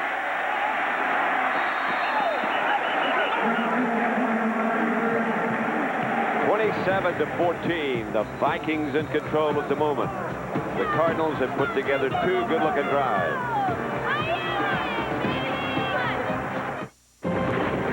First and 10. Fumble. Plummer gets it back. Yeah, we were just looking at the statistics when the Cardinals get in the huddle and when they don't get in the huddle. You're going to see the fumble here. He just never got the ball. I mean, he was getting out of there before the ball came out. At least with this artificial turf, the ball just bounced right up in his hands. But look at this. With a huddle, they average 2.4 yards per play. With no huddle, 6.7 yards per play. Plummer to throw. Has Rob Moore out of bounds.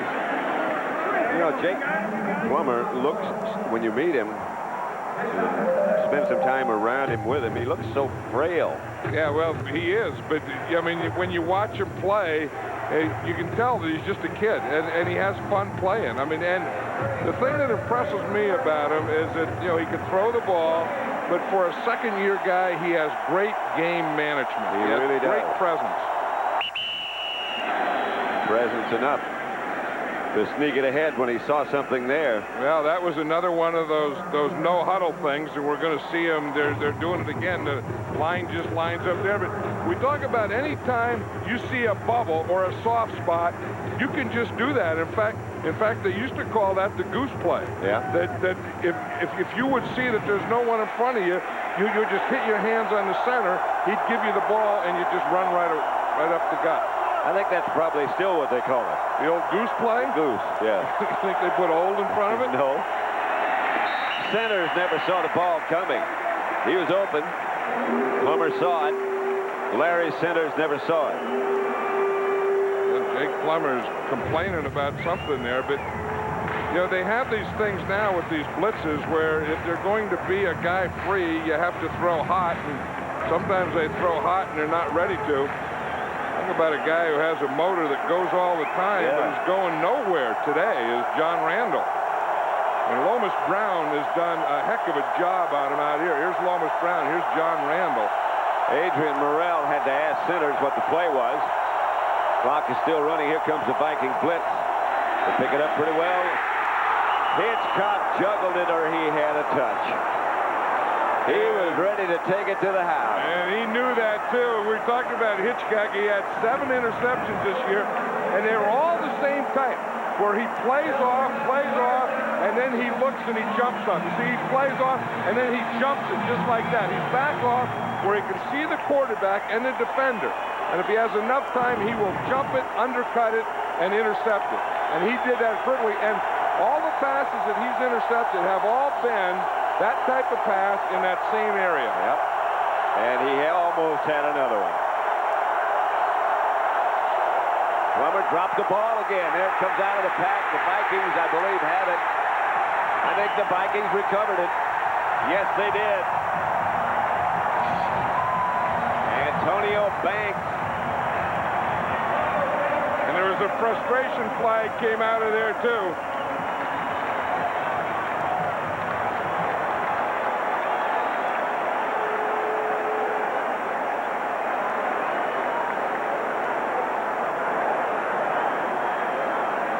Big discussion going on. Minnesota got the fumble. Banks recovered the fumble. Let's see.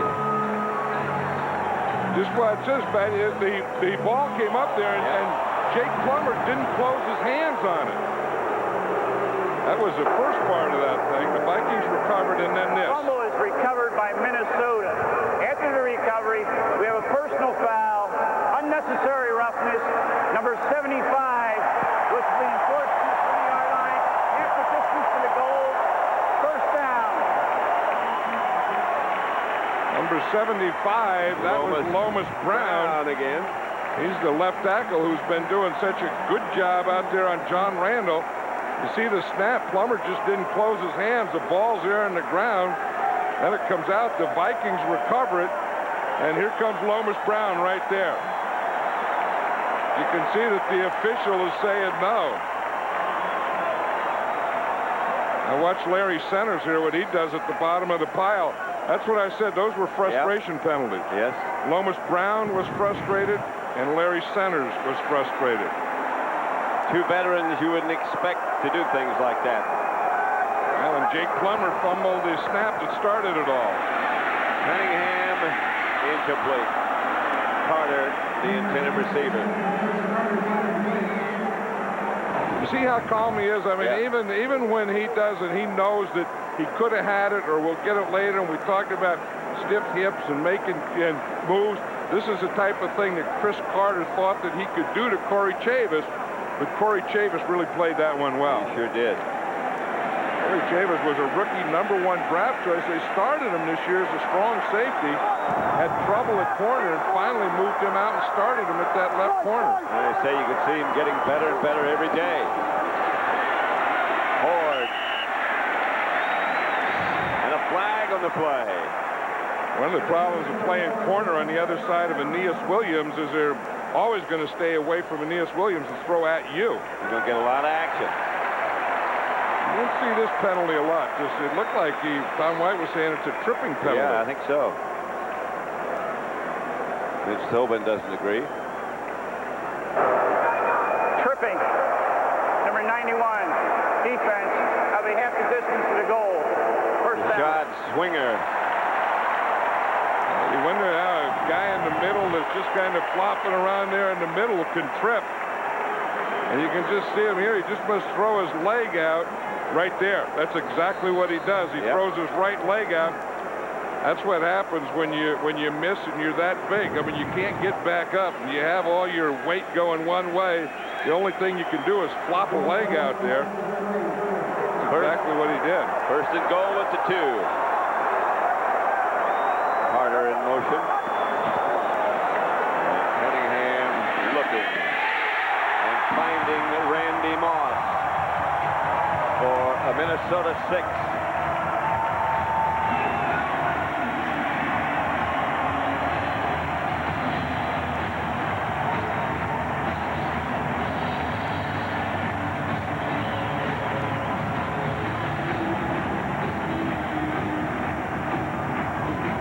Randy Moss out there. See, because of the motion, Aeneas Williams gets off him. And that's exactly what they wanted. And then the strong safety, Tommy Bennett, has to get on him. So that was a pretty good thing. By putting Chris Carter out there, that took Aeneas Williams off of Randy Moss. And Randy Moss scored the touchdown and then posed for the photographers. Well, Randy Moss is going to do a lot of things that you've never seen before in the NFL. This could be one of them. Yeah. Randall Cunningham, what a year. I mean, who would have thought? Here was a guy that was a couple of years ago, he'd retired. He had a marble business in Las Vegas, and he was working it. He even said, I enjoy the game. I dreaded going to practice. I dreaded going. I hated it. And he ran into Denny Green in one of the bowl games.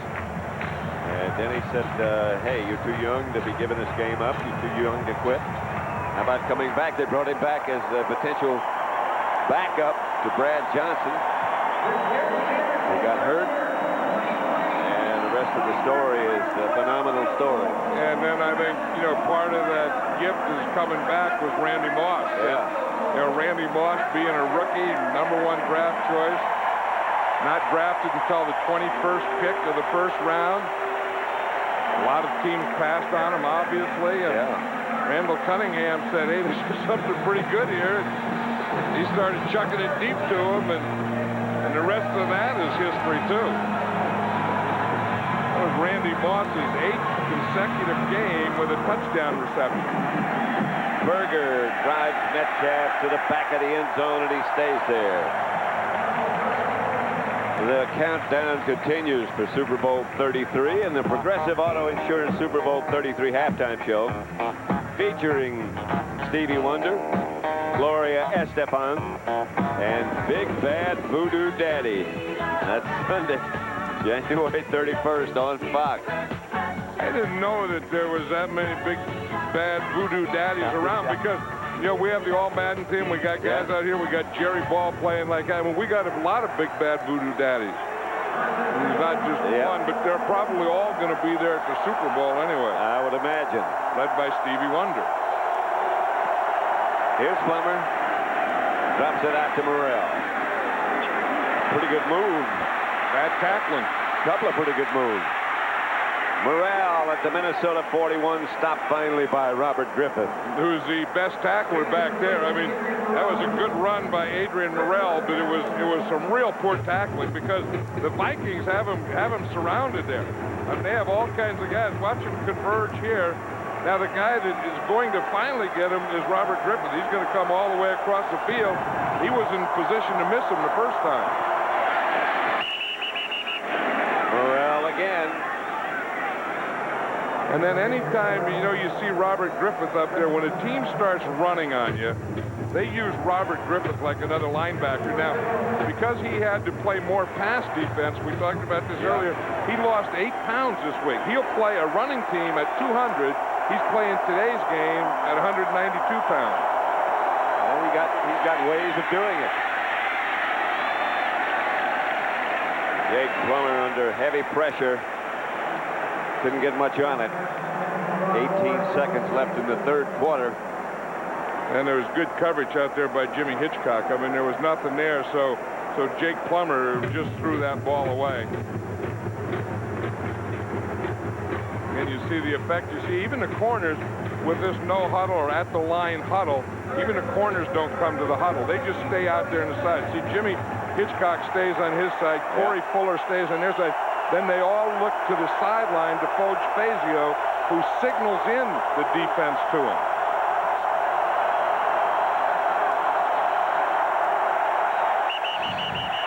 Here comes the flag. You saw the play clock. Yep, and you give this one to the crowd. 5-yard penalty, third down. And that's the thing that the Cardinals were talking about before this game is, you know, is the crowd and how you take them out and how you're going to do your snap count, your start count, all those things. And of all those things, the situation that they worried most about was that right there, the third down, and specifically this shotgun that they're in right now. Jake. Here comes the blitz. He's going deep. Intended for more, but again, because of the pressure, he couldn't get much on it. And you see the way when you get this crowd, the thing that they decided to do was a silent count. And the silent count is off the center. Now watch, when the center lifts his head, after he lifts his head, they're going to go 1,001. He lifts his head, 1,001, and he snaps the ball. That's their silent count. When his head is down, there's no count. He lifts it, 1,001, ball is snapped.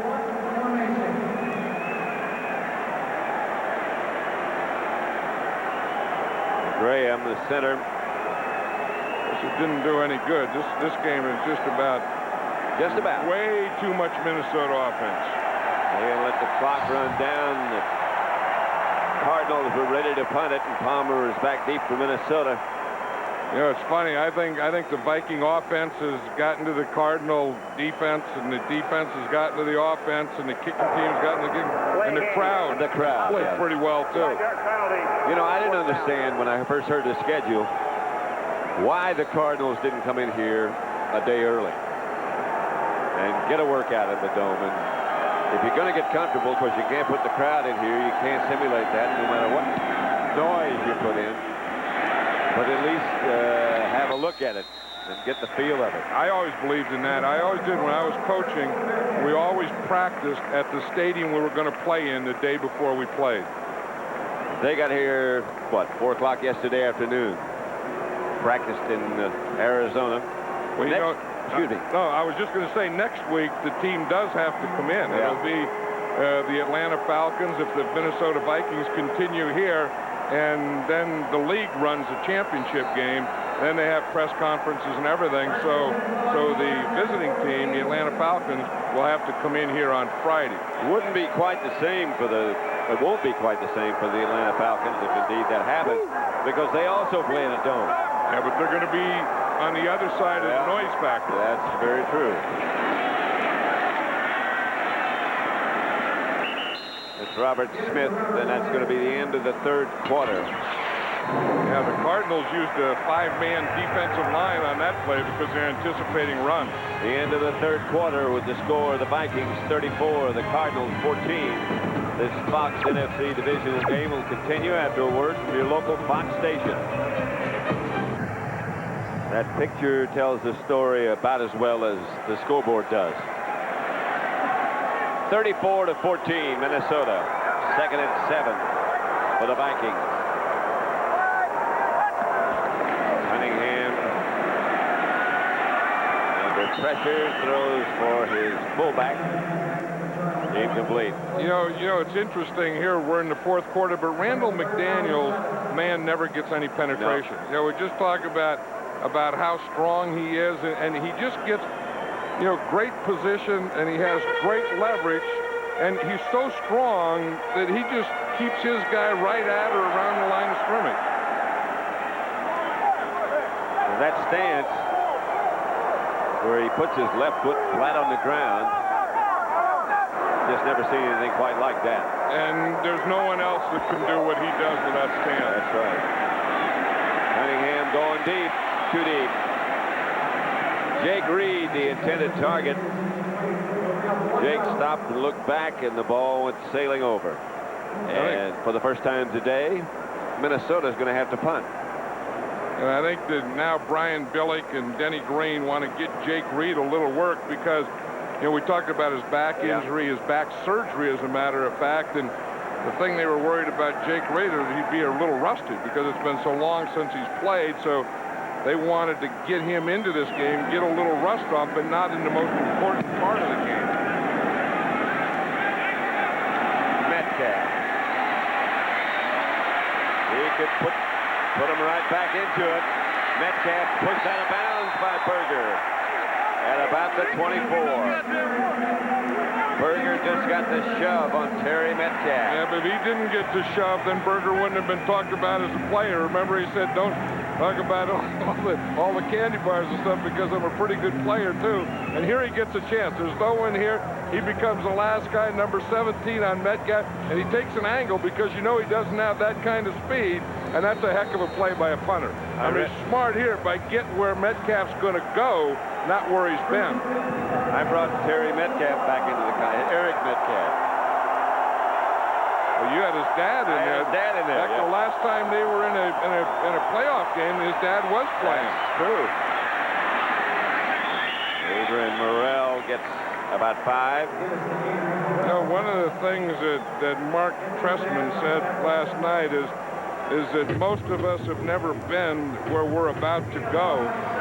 And you kind of feel that was prophetic, that, you know, they're playing that way, too, that they're going into an area in a playoff game, and very few of these Cardinals have ever been in a playoff game. Well, as they said, they were not going to be intimidated, and I think they were a little bit in the beginning. Well, I think they were intimidated by the ease that the Minnesota Viking offense moved the ball and by the crowd. Yeah. But I like this offense. I mean, the Cardinals are, you know, someone asked me if this is just a fluke thing, them being here, if this is just the start of something pretty good.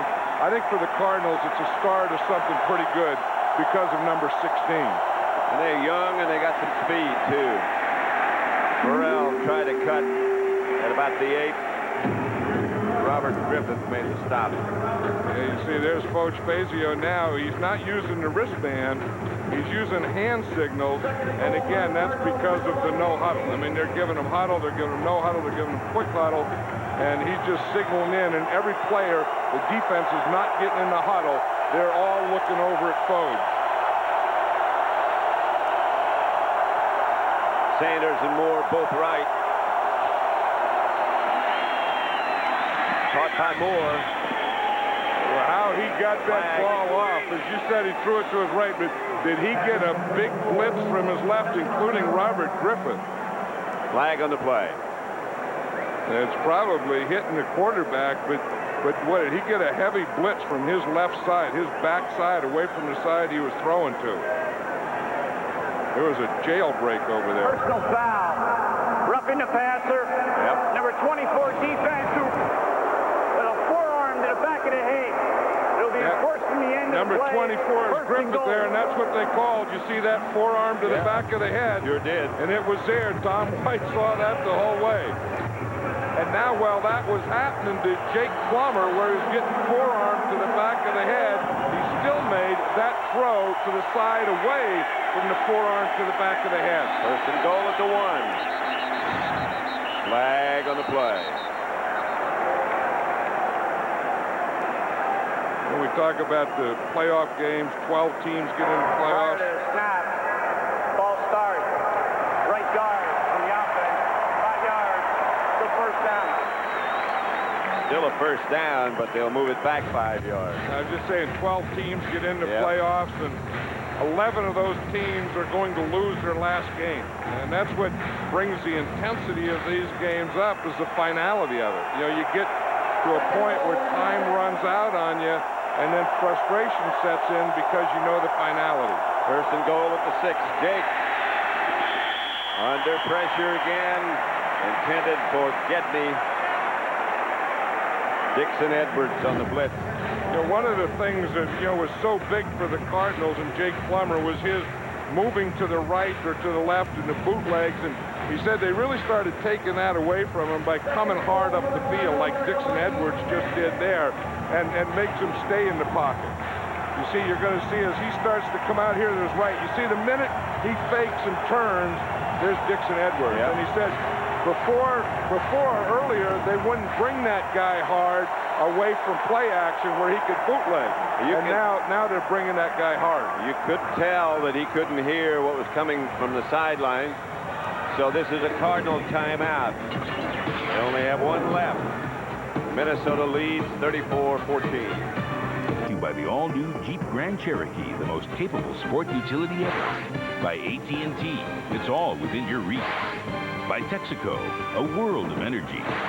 And by United Airlines, rising is a daily commitment to make flying more civilized. United is rising. 34-14, the Vikings. Plummer on a quick count. Looks in zone, incomplete.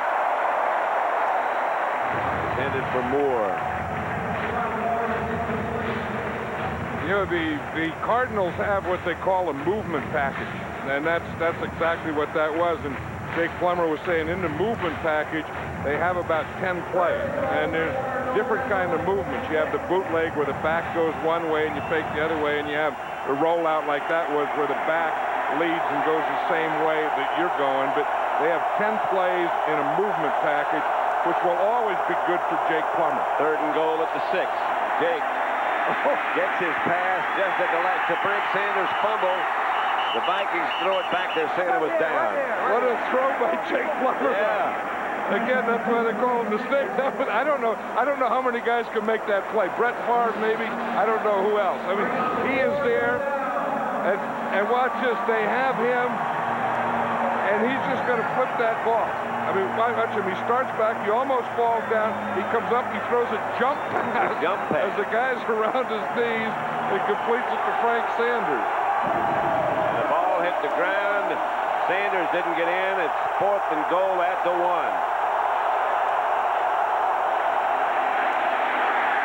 Second effort. Bates came close. Touchdown. The official on the side came storming in with his hands in the air. The ball must have broken the plane. Yeah, it did. And in fact, if it did, that's Bates' 3rd touchdown, isn't it? You're going to see him start here to the left, then he gets a lead back to the right, and he's just stopped there. He stopped there by Rudd. In fact, Rudd starts to celebrate and lets him go, and Mario Bates is still playing. Yep. Now, again, the key is, did the ball cross the plane of the goal line? So you have to see, it's not, when his knee goes down, where's the ball? You don't see his knee down yet, and you don't see the ball yet either. But the rule is, maybe from this view, when his knee goes down, where's the ball? Does the ball break the plane? They kicked the extra point, so in the opinion of the officials, it did. And the Cardinals tack on another touchdown and extra point. 34-21, 11:45 left. Magic. Well, you know, and we saw him work that magic. Remember down in Arizona in that second half of the Dallas Cowboy game?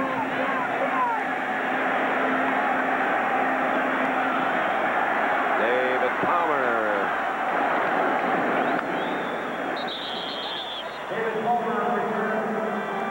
Championship game next week, either here or in Atlanta. Atlanta will oppose one of these two, Minnesota or the Arizona Cardinals. John, if it's here, you're going to stay all week. Yeah, I'm going to stay all week, and I'm going to do some of those things. You know, some of those pictures we had of people doing stuff in the snow and fishing, and going down to Austin and all that stuff. I'm going to do all that stuff this week. So, which one of those things are you going to do? Well, I'm going to do all of it. So if you're looking for me and you can't find me, that's where I am. Pass from Cunningham to Andrew Glover is complete out to about the 30. That's right. You were, I guess this is pretty well known. You were born up here. Yeah, I was born in Austin, Minnesota. I guess that's why you're going there. Yeah, and, you know, Minnesota plays a big part in my life. I was from my mother, my father, born here, you know, my family, my mother's family, the whole group. So it's Madden country. Oh, boy, did Jeff Christie make a block. We got to look at that one again. Jeff Christie is one of the centers who can pull. You don't see centers pulling a lot, but when you do see a center pull, then you have to watch it.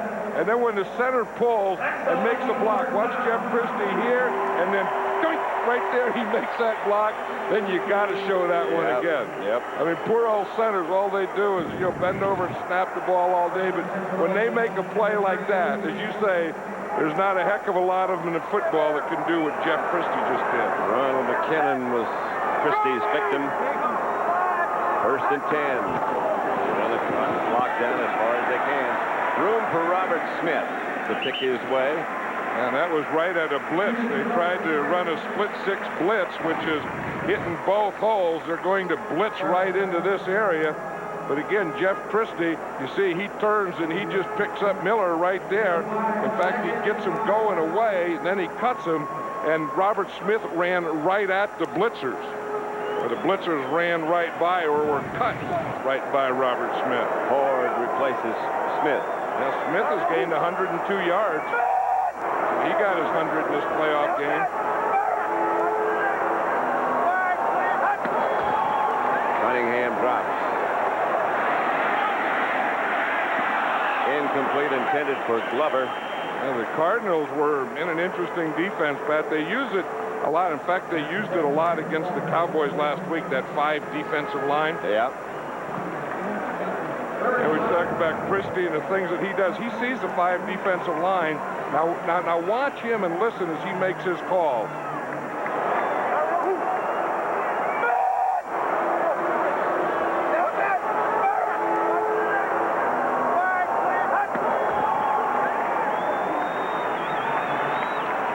The center does a lot of things. Yeah, well, he saw that 5-man line, so they had to man pass protect, so he was yelling out man. Randy Moss makes the catch from Cunningham and gets the Vikings a first down across the 50. Excuse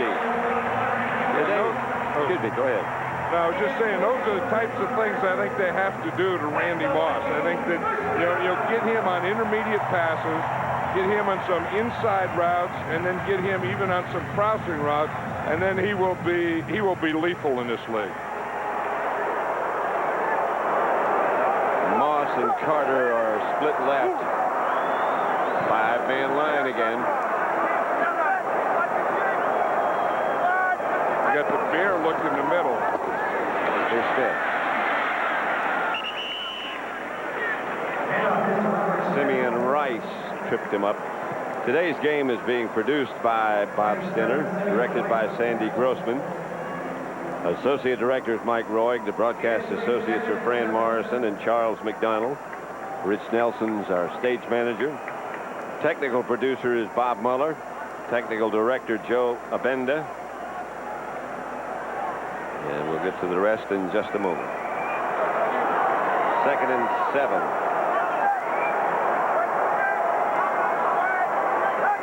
Blitz coming. Ooh, and that was a perfect call because they ran Leroy Horde right into the blitz. You know, it was either a bad offensive call by the Vikings or a great defensive call by the Cardinals because they blitzed right into the hole where the Vikings were running.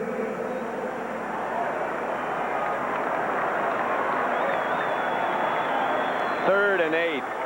Big down for the Cardinals right here. That was Dave McGinnis, who's the defensive coordinator of this Cardinal team, who a lot of people are talking about as maybe someday being a head coach. Yes. One of many assistants being mentioned. They leaned. I don't know if they went offsides or not. Yes, they did. Cunningham keeps the ball, and he's going to run it. He's a little short of the first down. Andre Wadsworth made the tackle, but the flag as the Cardinals jump. Randall Cunningham was saying the other day that if they use a lot of man coverage or blitz, he says, I'm going to have to run. Because zone, you're watching the quarterback, so it's not a good time for the quarterback to run. Man-to-man, because you're covering a man, most of the time you will turn your back to the quarterback, so that's the best time for him to run. Randall was saying, it looks like these guys are going to play us in a lot of man, so I'm going to be ready to do a lot of running, and he's just done just enough today to keep them effective. Offsides. Defense. Number 97. It's a 5-yard penalty. We'll replay third down.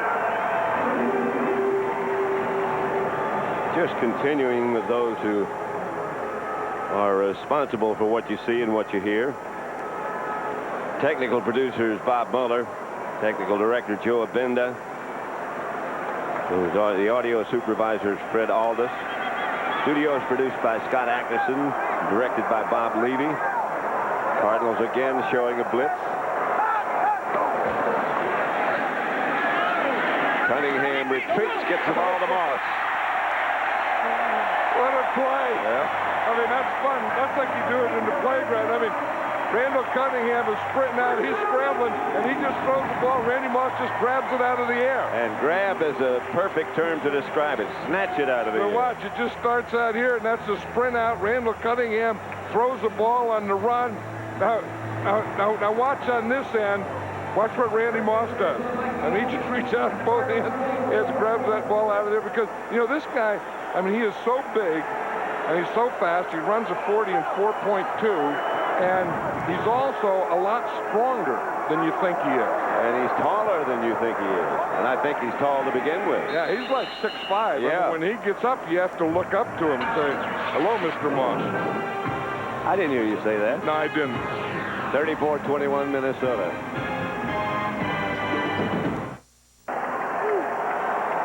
First and 10 Minnesota. With a clock about to be starting again.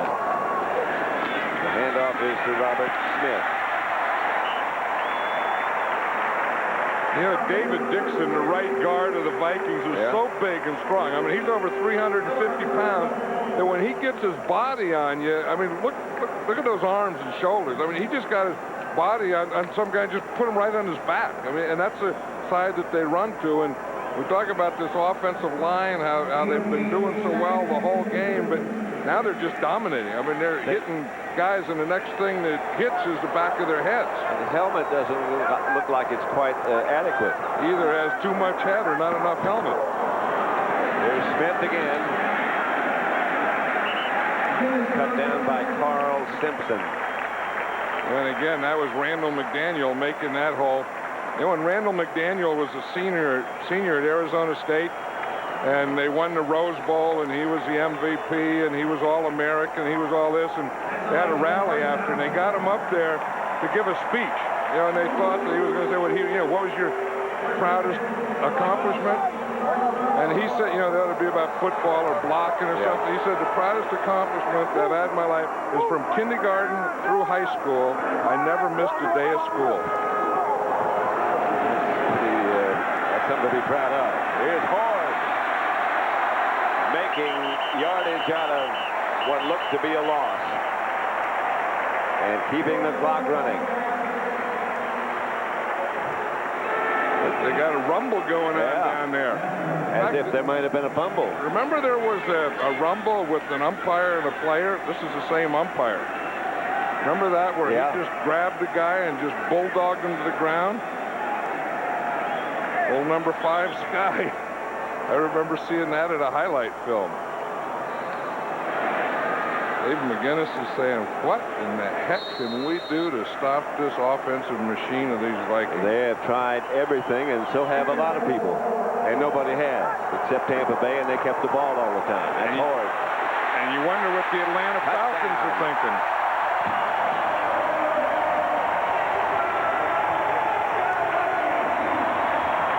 Leroy Horde into the end zone again. you 3. Leroy Hort did. 9-year veteran from Michigan. What a combination of Robert Smith, the speed and the slasher, and the power of Leroy Hort. We talk about guys that have had big games every time we've seen them. Yep. Leroy Hort is one of those guys. He certainly is, isn't he? I like him. Anderson has another extra point that's perfect. And the Vikings tack on to their lead 41-21. It is grounded in the belief that for ideas to take flight, to host the championship game against Atlanta next Sunday early, and we'll be here. Berger. Metcalf can't get the bounce and downs it in the end zone.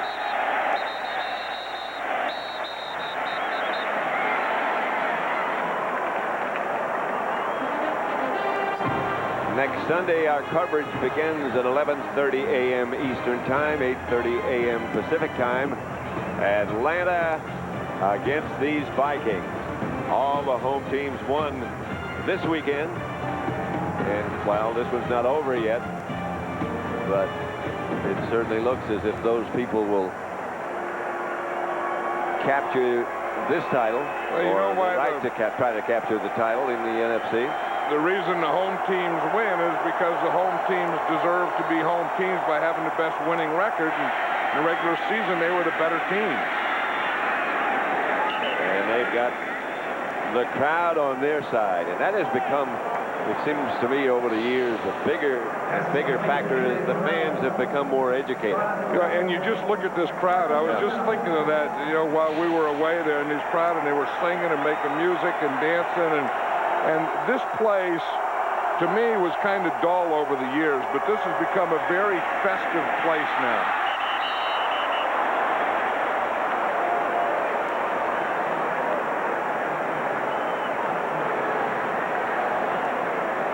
Next weekend, the 1998 postseason fact, the 4 teams in the next week's conference championship have a combined 59-9 record.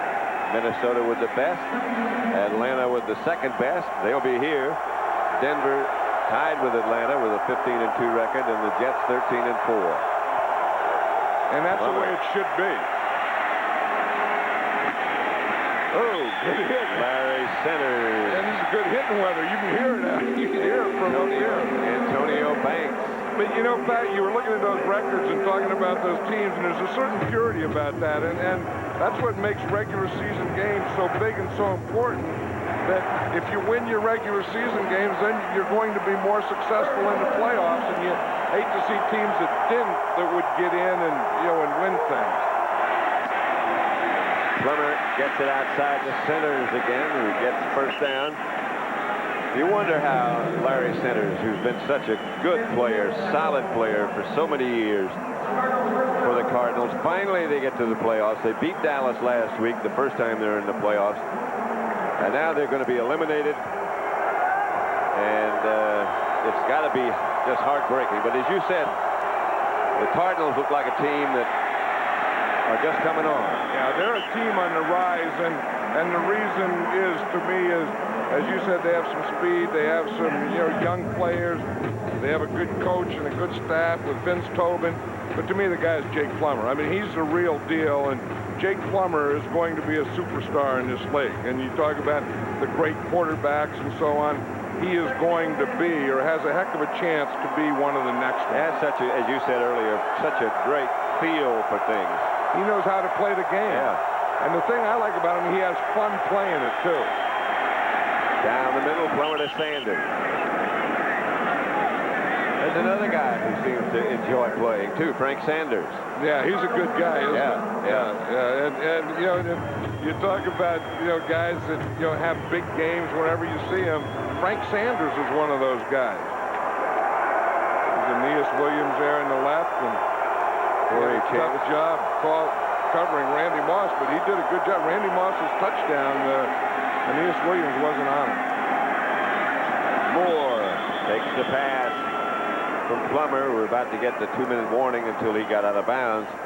You know, you wonder what Atlanta is thinking, and they're probably on one hand saying, well, what an offensive machine. I have no idea what we're going to do against that offense. But defensively, they're saying, hey, you know, you can do some things to this team defensively.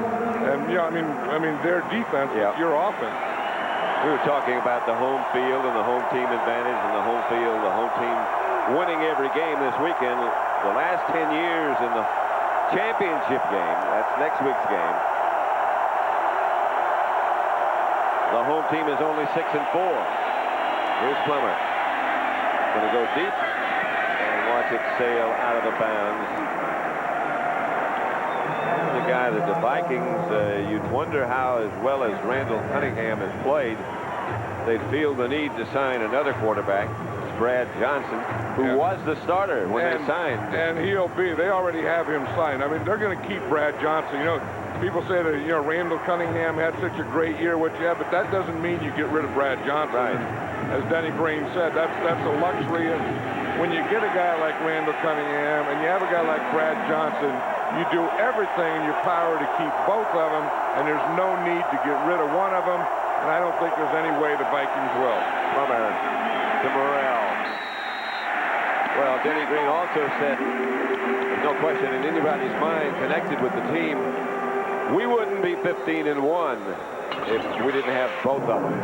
2 minutes left at the Metrodome in Minneapolis. That was an onside kick prevent. In other words, if Arizona scores here, Minnesota's going to use an onside kick prevent.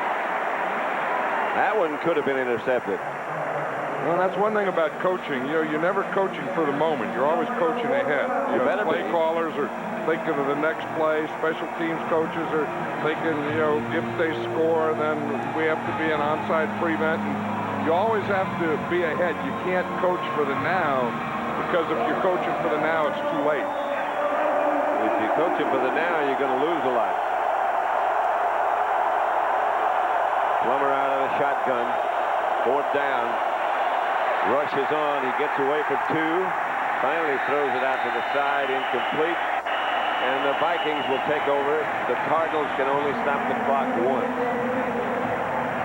And 1 timeout remaining. And the happiest guy down there in the side, well, there's a lot of happy guys down in that Viking sideline, but the guy that was out in the field was the defensive line coach, Andre Patterson. He was out there saying, we got him, we got him. You know, 4th down, he wanted the big pass rush. He went out and got it.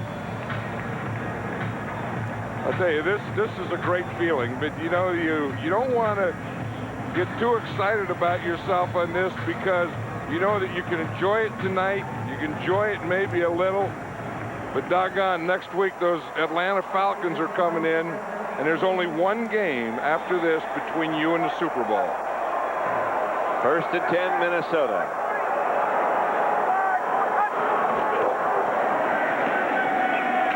Robert Smith adds to his total. I'll tell you one thing Denny Green's going to do. He's going to keep those guys in there. I mean, he's keeping Randall Cunningham in there, and he has Robert Smith running the ball. He'll bring in Horde now because it's shorter yardage, but there's no way when you get this close, and you're this close to a championship game, you're not going to do anything stupid that's ever going to let it get out of your hands. I think, you know, the time and the score, there's no way it can, but as you're a coach, that old saying, it's never over until it's over, you don't care. You know, someone say, hey, it's over, there's no way. Baloney, it's over. When they shoot that gun off, then it's over. Here's Horde. And he plows for another 1st down, and that should just about do it. Horde had some moves on that. He had a little swerve on there. Shaking a few things. Yeah, usually he just, boom, he just takes it up there and pounds it in there. Coming up, the Burger King postgame report. J.B. Terry, Howie and Chris, Chuck Smith, the defensive end from Atlanta, Rod Smith, the wide receiver from the Denver Broncos. Interviews with those two. Fox Sports Ticker will bring you up to date on stats. And now all Randall Cunningham has to do is take a knee. They had to get Robert Smith on from this game. They have all the Smiths. Yeah. Denny Green, what a job he's done. Bring on the Dirty Birds. Hey, we ought to go on stage. Yep, and it's going to be right. It's going to be the NFL on Fox, and we'll be here next week, and can't wait for that one. We're coming back here with interviews